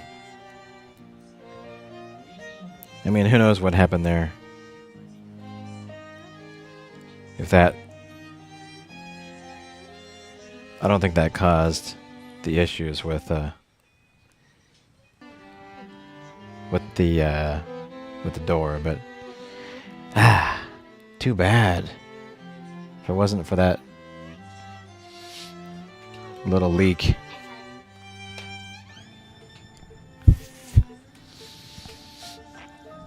But yeah, you are welcome.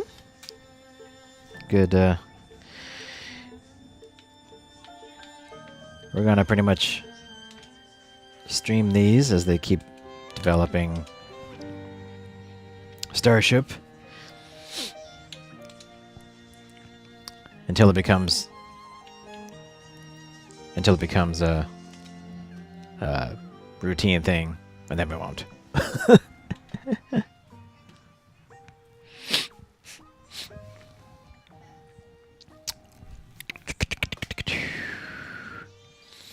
Yeah, TS, thanks for being with us tonight.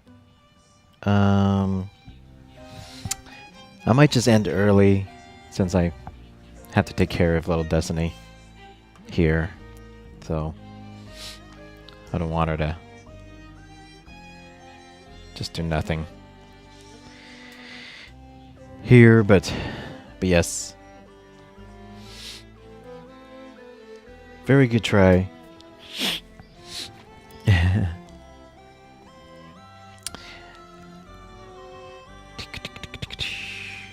Yeah, thanks so much. But yeah, we're going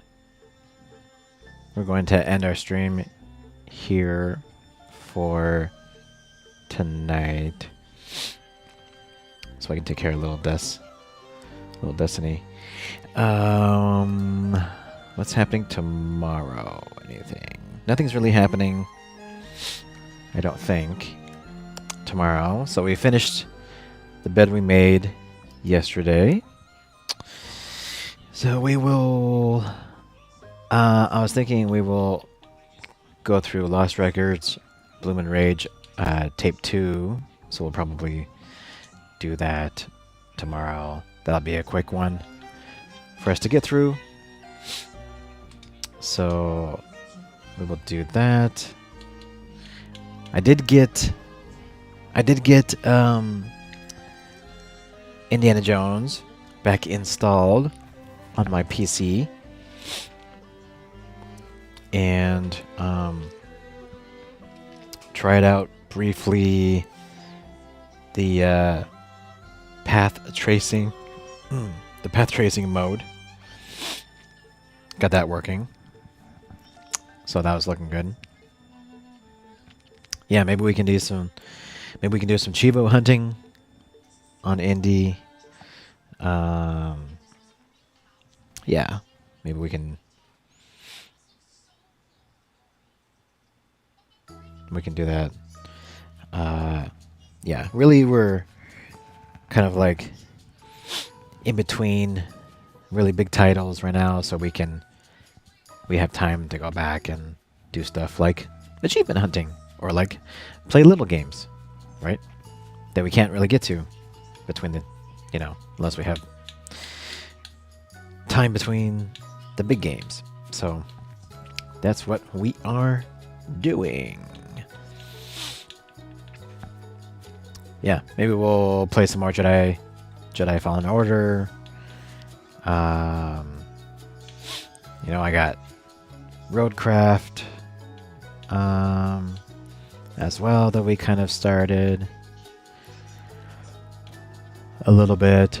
We got firefighting sim.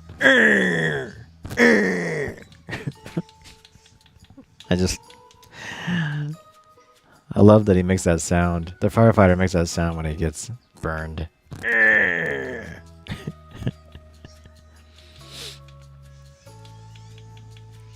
Yeah, we got a lot of stuff to play,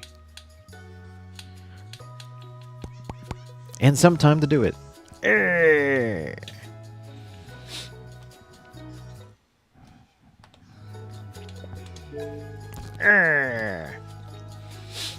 You know what else is popping?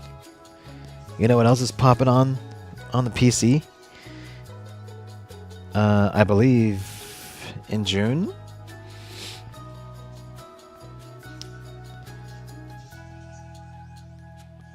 Is Stellar Blade.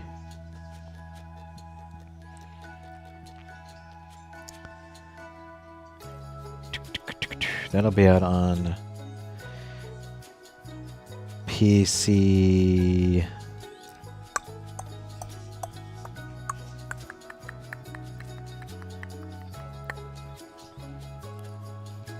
When is that coming out?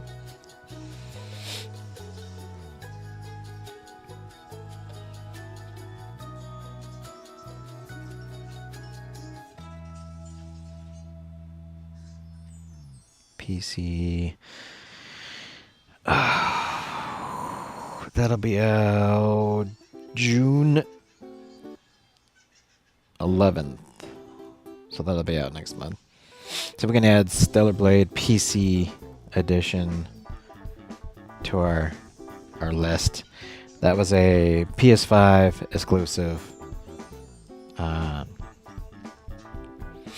It's a story-driven action-adventure RPG set in a post-apocalyptic Earth, where humans have fled to a space colony after losing a war to the Natiba.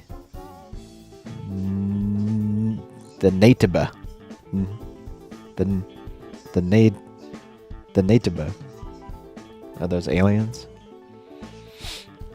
Players take on the role of Eve, a machine-enhanced warrior. She is very enhanced, by the way. Enhanced warrior and member of the 7th Airborne Squad, who was sent back to Earth to reclaim the planet. So basically, only her.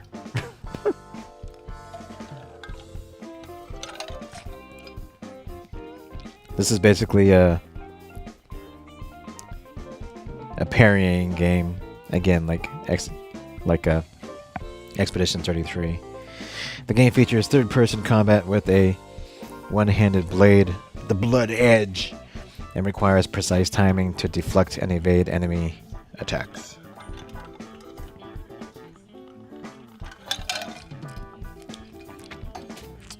Beautiful-looking game. So, yeah, coming to PC, which would be great. Also next week, we got the Switch 2, so we got friggin' tons of stuff to do. I believe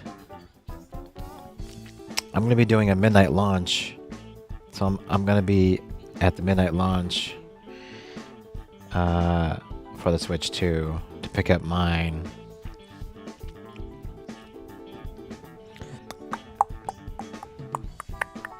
So we will play that on stream. We'll play some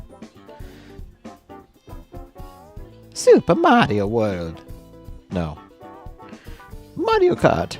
Mario Kart World. Yeah, that's right.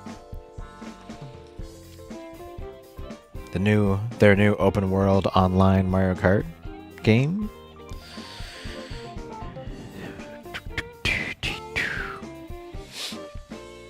Yeah, the midnight launch will be Thursday the 5th. So, not this Thursday, but next. Actually, it'll be next Wednesday.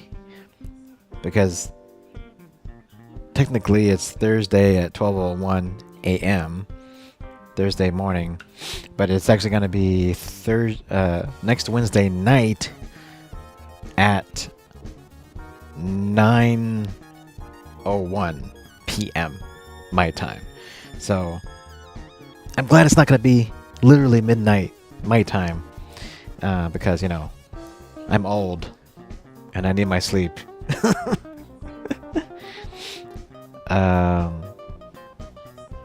So yeah, I'll be at Best Buy getting my Switch 2 with Mario Kart World bundle. I don't have any plans to buy Donkey Kong. In fact, I don't have any plans to buy many Switch 2 games. Except, so I'll have Mario Kart World. I will have, and I'm basically just buying racing games right now. So I'll have Mario Kart World. I will have, what is it? Fast Fusion. I think it's Fast Fusion 2, which is basically their version of Wipeout, the racing game. So that'll scratch my Wipeout itch on the console. I'm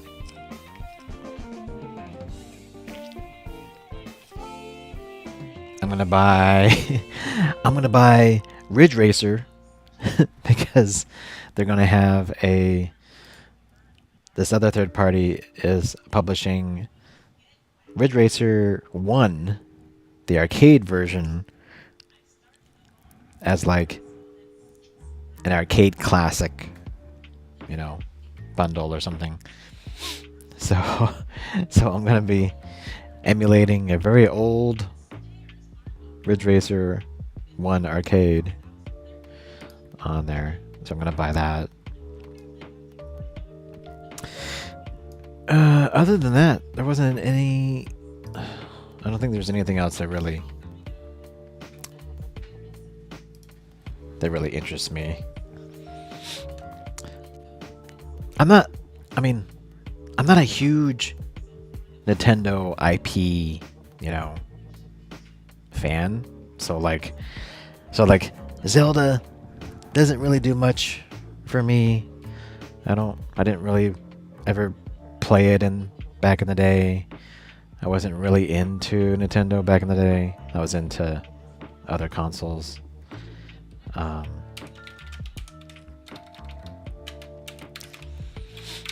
I do love Mario Kart, so that'll be fun to play the new open world one. I'm looking forward to the more lesser known and maybe exclusive games that are gonna come to Switch, because the original Switch, it's one of the most, it's one of the highest selling consoles ever, and so you have these cool third-party games that never come out to anything else, right? Or they only have exclusive release on the Switch One, or it's a remake of something that is only coming out on Switch, right? Because it has so much of a huge user base. So I'm really looking forward to these quirky or weird or even classic games that will be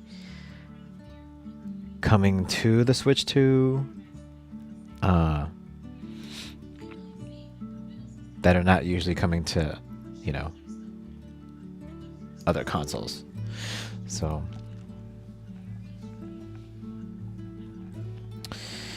yeah, I'm looking at the game list.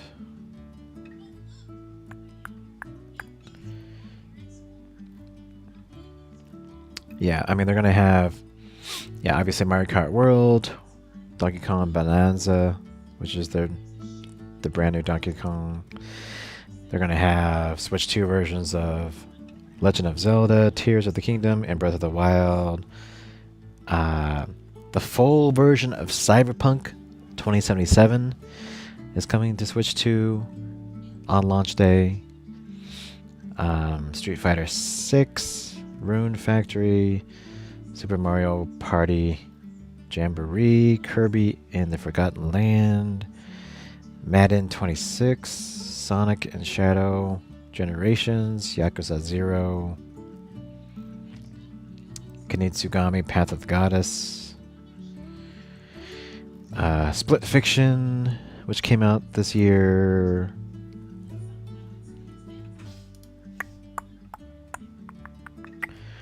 Yeah, see, like none of these interest me really. Hitman, World of Assassination, Hogwarts Legacy, Star Wars Outlaws Gold Edition. It's coming to Switch 2. It's neat. I would be more interested to see how some of these games run and look, like Outlaws and Cyberpunk. Fast Fusion is a racing game, like I said. It's like Wipeout, the futuristic racing game. And it's only $15, so that's a no-brainer. There is a game that I actually want to get, and I need to show you a photo of this. It is a gun. It's like a light gun shooter game, but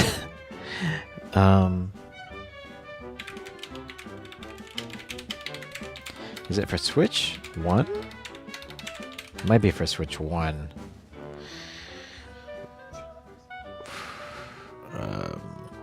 But it has these like plastic pistols that you put the Joy-Cons into. Yeah, it's not Duck Hunt. Here we go. It's called Mad Bullets Kit for Switch. I wish this was more cartoony, like for kids. But it looks like a mobile game. It looks like a mobile game brought for the Switch. But it has this big kit where it has 2 pistols. Let me see if I can show. And it's for Switch 1. So.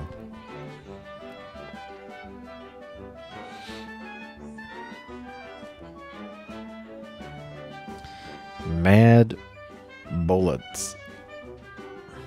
Let me show you a photo. So here's the kit.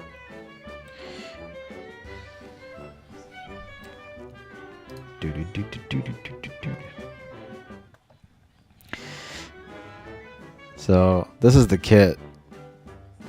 So you put your Joy-Cons in there, and then you shoot the screen. But yeah, it's like a Mad Dog McGee. You know, that light gun back in the day.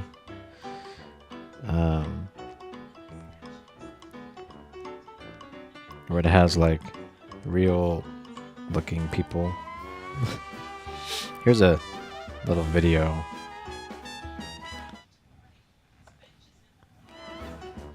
Let's see.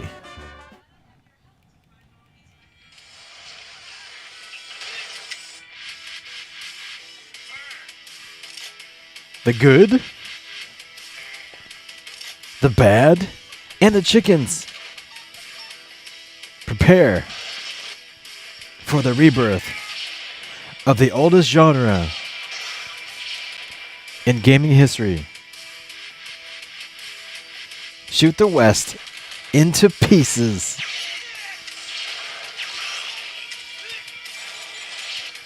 Shoot. Crush. Fight. Survive. Bad guys. Mad guys. Tough guys.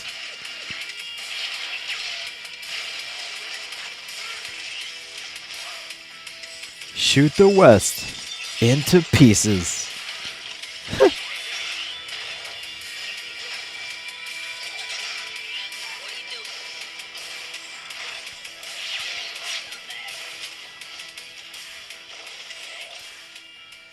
Shoot 'em all in mad bullets.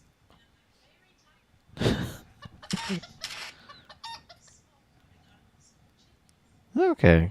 I mean, that doesn't look... It doesn't look too bad.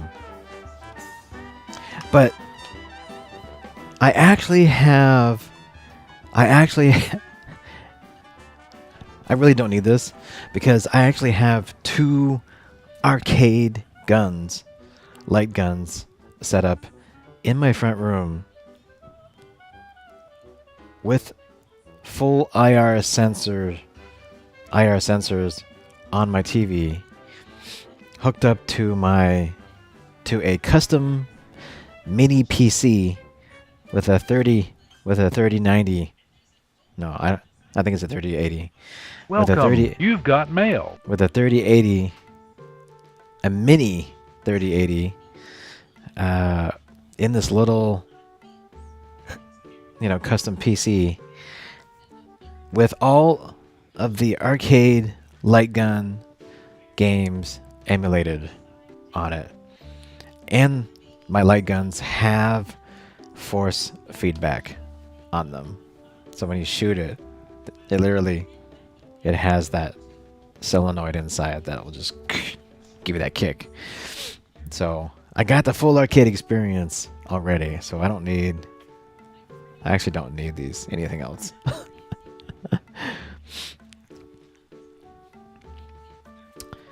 The original Zapper, yes. I do have Duck Hunt.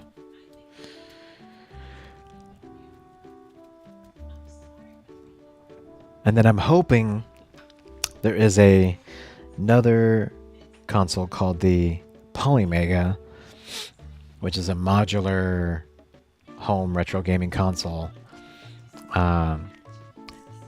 I'm hoping they bring out, because they're actually bringing out a light gun for that, and that will give me really easy support for all game console light gun games, all the way back to the NES. So all the original NES light gun games like Duck Hunt, all the light gun games for Super Nintendo, like Silent Scope 6, like that game. Yeah, I had that synergy. Yeah, the Silent Scope. It also supports Sega Genesis. So Genesis also had very limited light gun support. But they had some. And then they had Sega CD light gun games.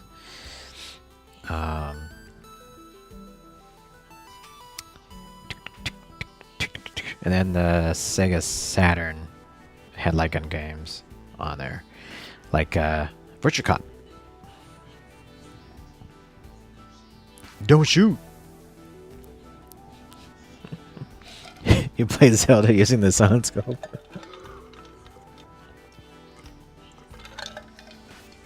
Dude, that's hardcore. I used to have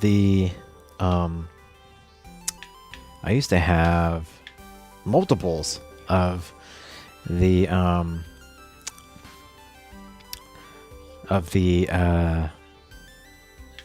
Power Glove for the NES. I had the Power Glove for the NES. I also had the U control, I think, or something like that, which was a IR sensor controller for NES. Basically, it was like a briefcase that you opened up, and the whole thing was like, it was like a briefcase or like a laptop looking thing, and it had IR sensors, so you would like move your hand in the air to do things. Yeah. Which, like, neither of those things really made the games any fun. The Power Glove, especially, was just like a chore. But yeah, NES, Super Nintendo, Sega Genesis, Sega Master System also had light gun games.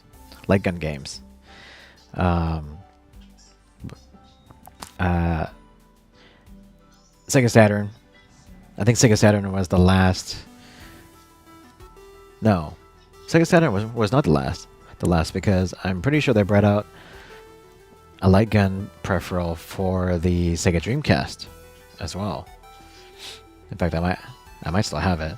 So, well, I'll have to look up what games were released on Dreamcast, though. I don't recall. Yeah, and the Sega CD, I'm pretty sure that had like Mad Dog McGree or McKee or whatever they call it. Mad Dog McGree. And that's light gun game conversion from the arcade. I think they had the first and second one, I think. And then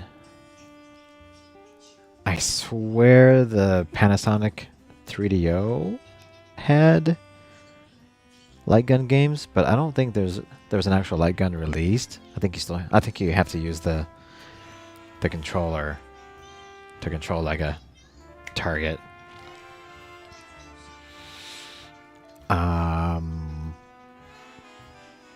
But yeah, I think those were the last. The last console. I think Dreamcast was basically the last one. Oh no, I'm mistaken. No, the last console to have a light gun was PlayStation 1.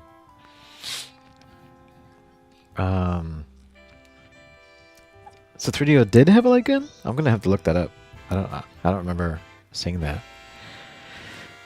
But yeah, PlayStation, they had a light gun because I had the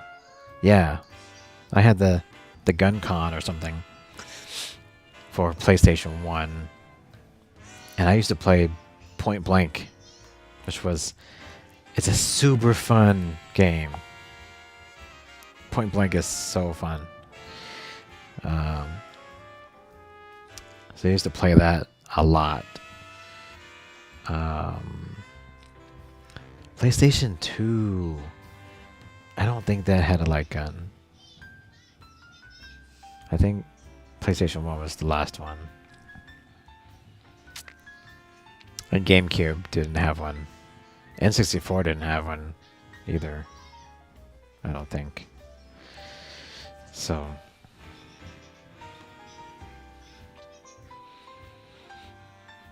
But yeah, 3DO had like pretty much like perfect arcade light gun conversions.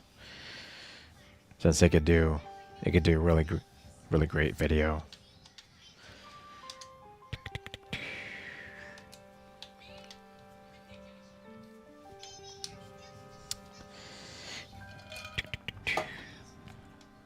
Oh, you know what was also out on PlayStation 1? That I played the crap out of?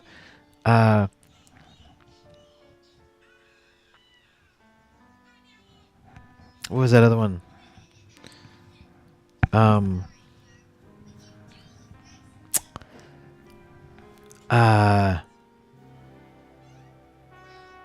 Something Cop. Time Cop? Time Cop? No. Was it Time Cop? The one where you reload? Time Crisis! Yeah. Yeah, where you reload. Yeah. Time Crisis. PS3 had a light gun? Really? Wow.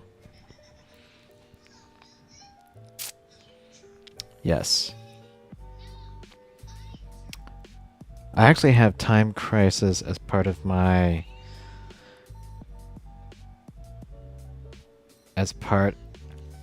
like arcade collection of games.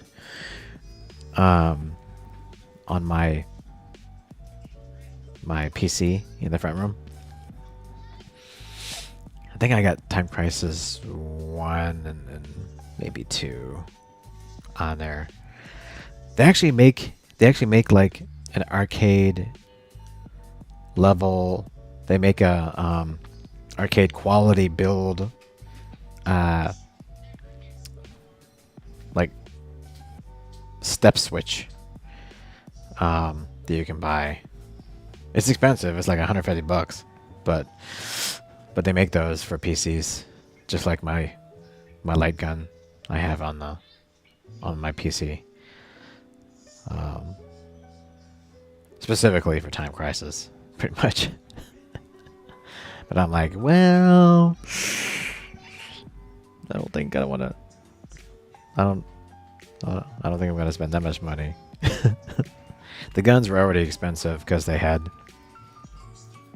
the recoil on them, but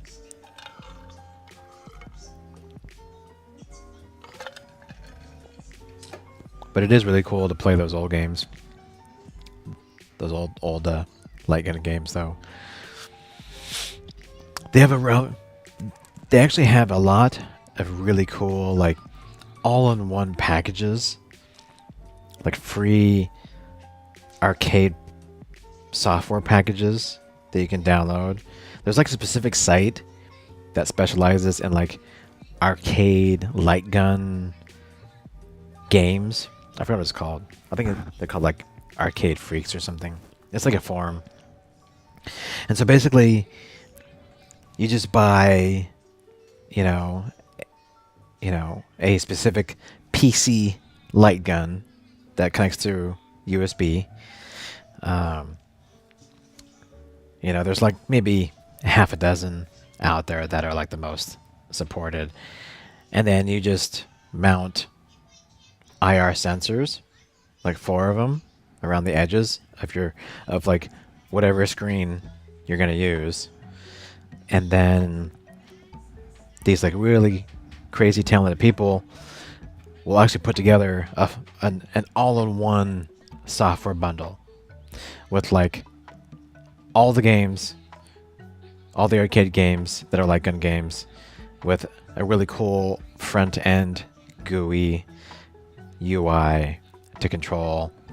It's basically made for like an arcade cabinet, like a custom at-home arcade cabinet. So you just put the software in there and you can literally have a light gun arcade cabinet, in the home. But yeah, it's like super easy to do, and it's pretty awesome. So yeah, that's how I get my light gun fix.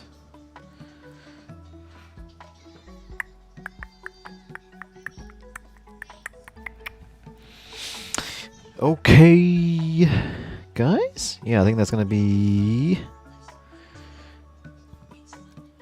it for tonight. So the last update on Starship. Starship made it to the scheduled ship engine cutoff, so big improvement over last flight. Also, no significant loss of heat shield tiles during ascent. Leaks caused loss of main tank pressure during the coaster re-entry phase. A lot of good data to review. Launch cadence for the next 3 flights will be faster at approximately 1 every 3 to 4 weeks. So that is the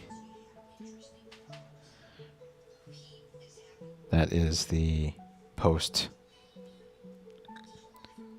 mortem, or the the latest news on ship. So, yeah, good launch today. Progress. Hopefully that will make it all the way through next time. And so yeah, thanks guys once again for being here, for watching Starship Flight 9. We will get back to our regular gaming tomorrow. Let's have little Destiny over here. Okay, hop. Oh man, you're so heavy. So heavy. Yeah, because I'm growing. You're so heavy. Why are you so heavy? Because I'm growing. You are growing. You're growing too much. You gotta stop. You gotta stop Why growing. are there so many buttons? Why is there so many buttons? Because that is how I work here. Sometimes I press a button and it's funny. What? What? Like, press that button. Press that one. Press that one. No, not that one. Not that one. No. No. No, press this one. This one.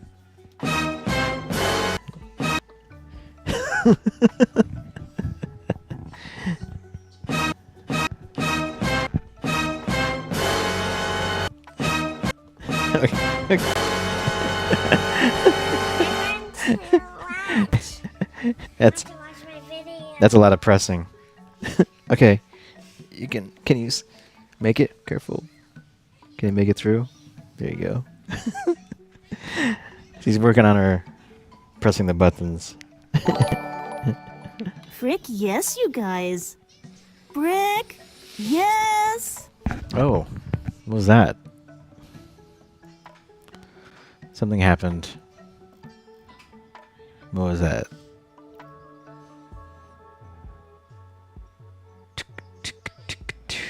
Something happened.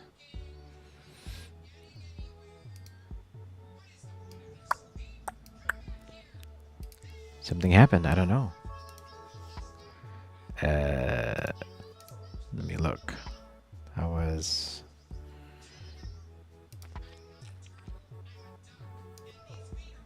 Yeah, there was a stream elements alert.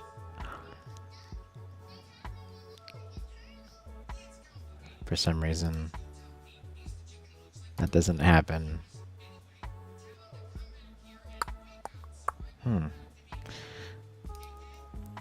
I don't like it when things happen and I don't know why.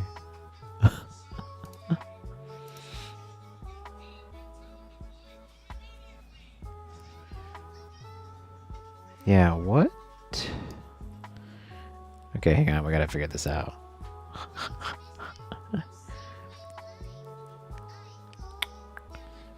That would be... That's an alert box for stream... Oh, let's see.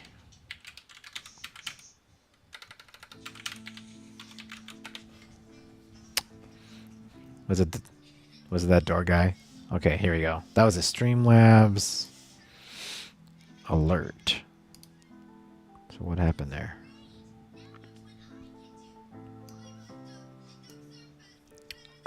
We must investigate this.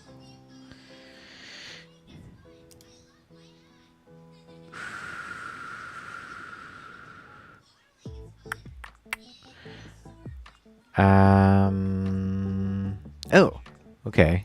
That's interesting. There we go. Okay. I just recreated this alert. Thank you to Oak Linzelm Oaklandzel. I'm not gonna say the rest because I don't know how. That was a follow on Kick that I got. That was a follow on Kick that I got. I do stream I do simulcast on Twitch, which is which, you know, if you're watching from a place else, highly recommend you watch me on Twitch, because that's where most of our stream family is watching from. But I do stream also on Kick and on X, which we have 4 people on X right now watching, and we got a few on Kick.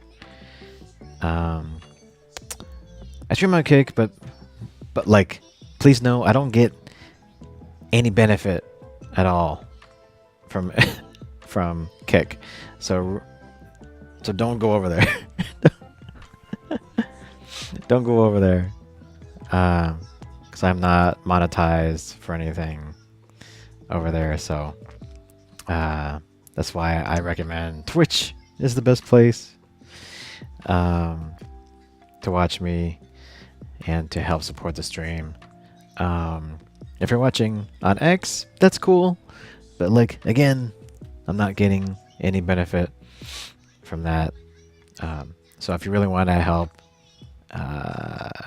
head on over to Twitch and you can find me, ASMR Destiny. I also stream directly to my ASMR Destiny archive YouTube channel, which nobody knows about. So again, don't watch from there, because no one's gonna be there. So, hey, Mrs. Rosa just shared 100 bits. Thank you so much. See, this is why Twitch is the best place. Thank you, Mrs. Reza, for the 100 biddies. I really do appreciate that. See, this is why Twitch is the best place. It's the best. It's the best. And you get a cool little printout too when you do that. I used to have a real printout, but my real printer is broken. It's still over here, but it's broken.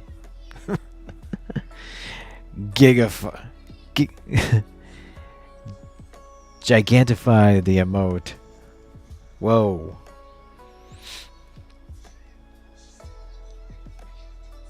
That's right.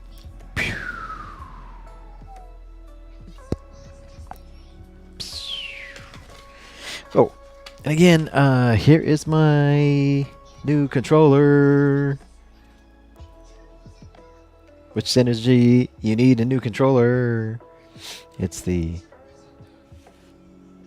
Witcher 3 limited edition controller with the silver. Has cool, like, dark silver D-pad here, and dark silver and gray tone to it.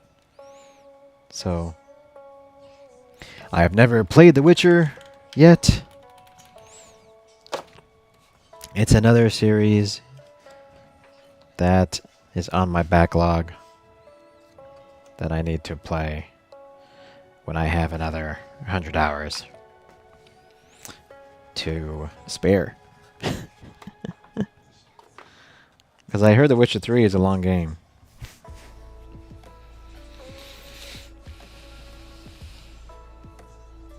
Yeah. It's a big game. Yep.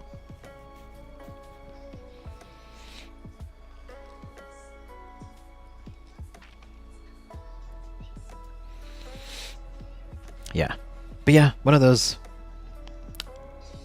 games that we'll have to get to one of these times when we have a lot of time. Yeah. So. Alright, guys. Again, thank you so much for being here. We will continue on our gaming adventures next stream. Okay? See you guys. See you later. Take care. Next time. Bye.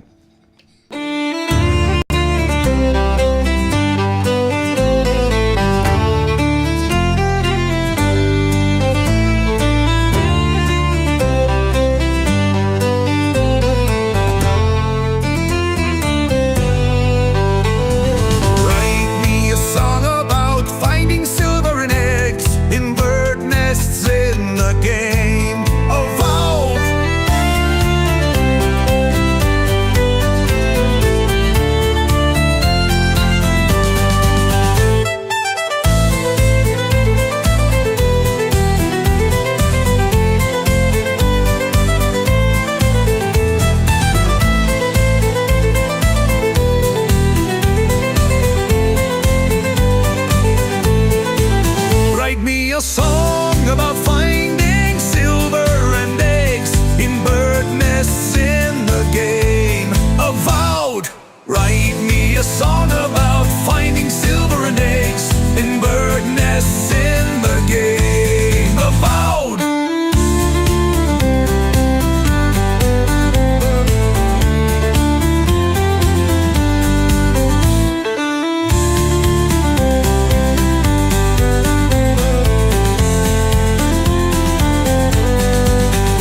me a song about finding silver and eggs in bird nests in the game of out.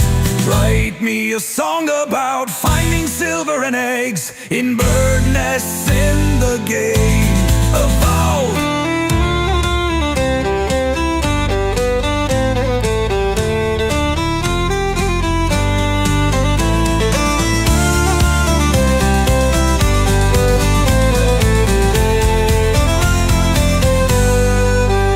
Write me a song, write me a song, oh, write me a song about finding silver and eggs in bird nests in the game of out.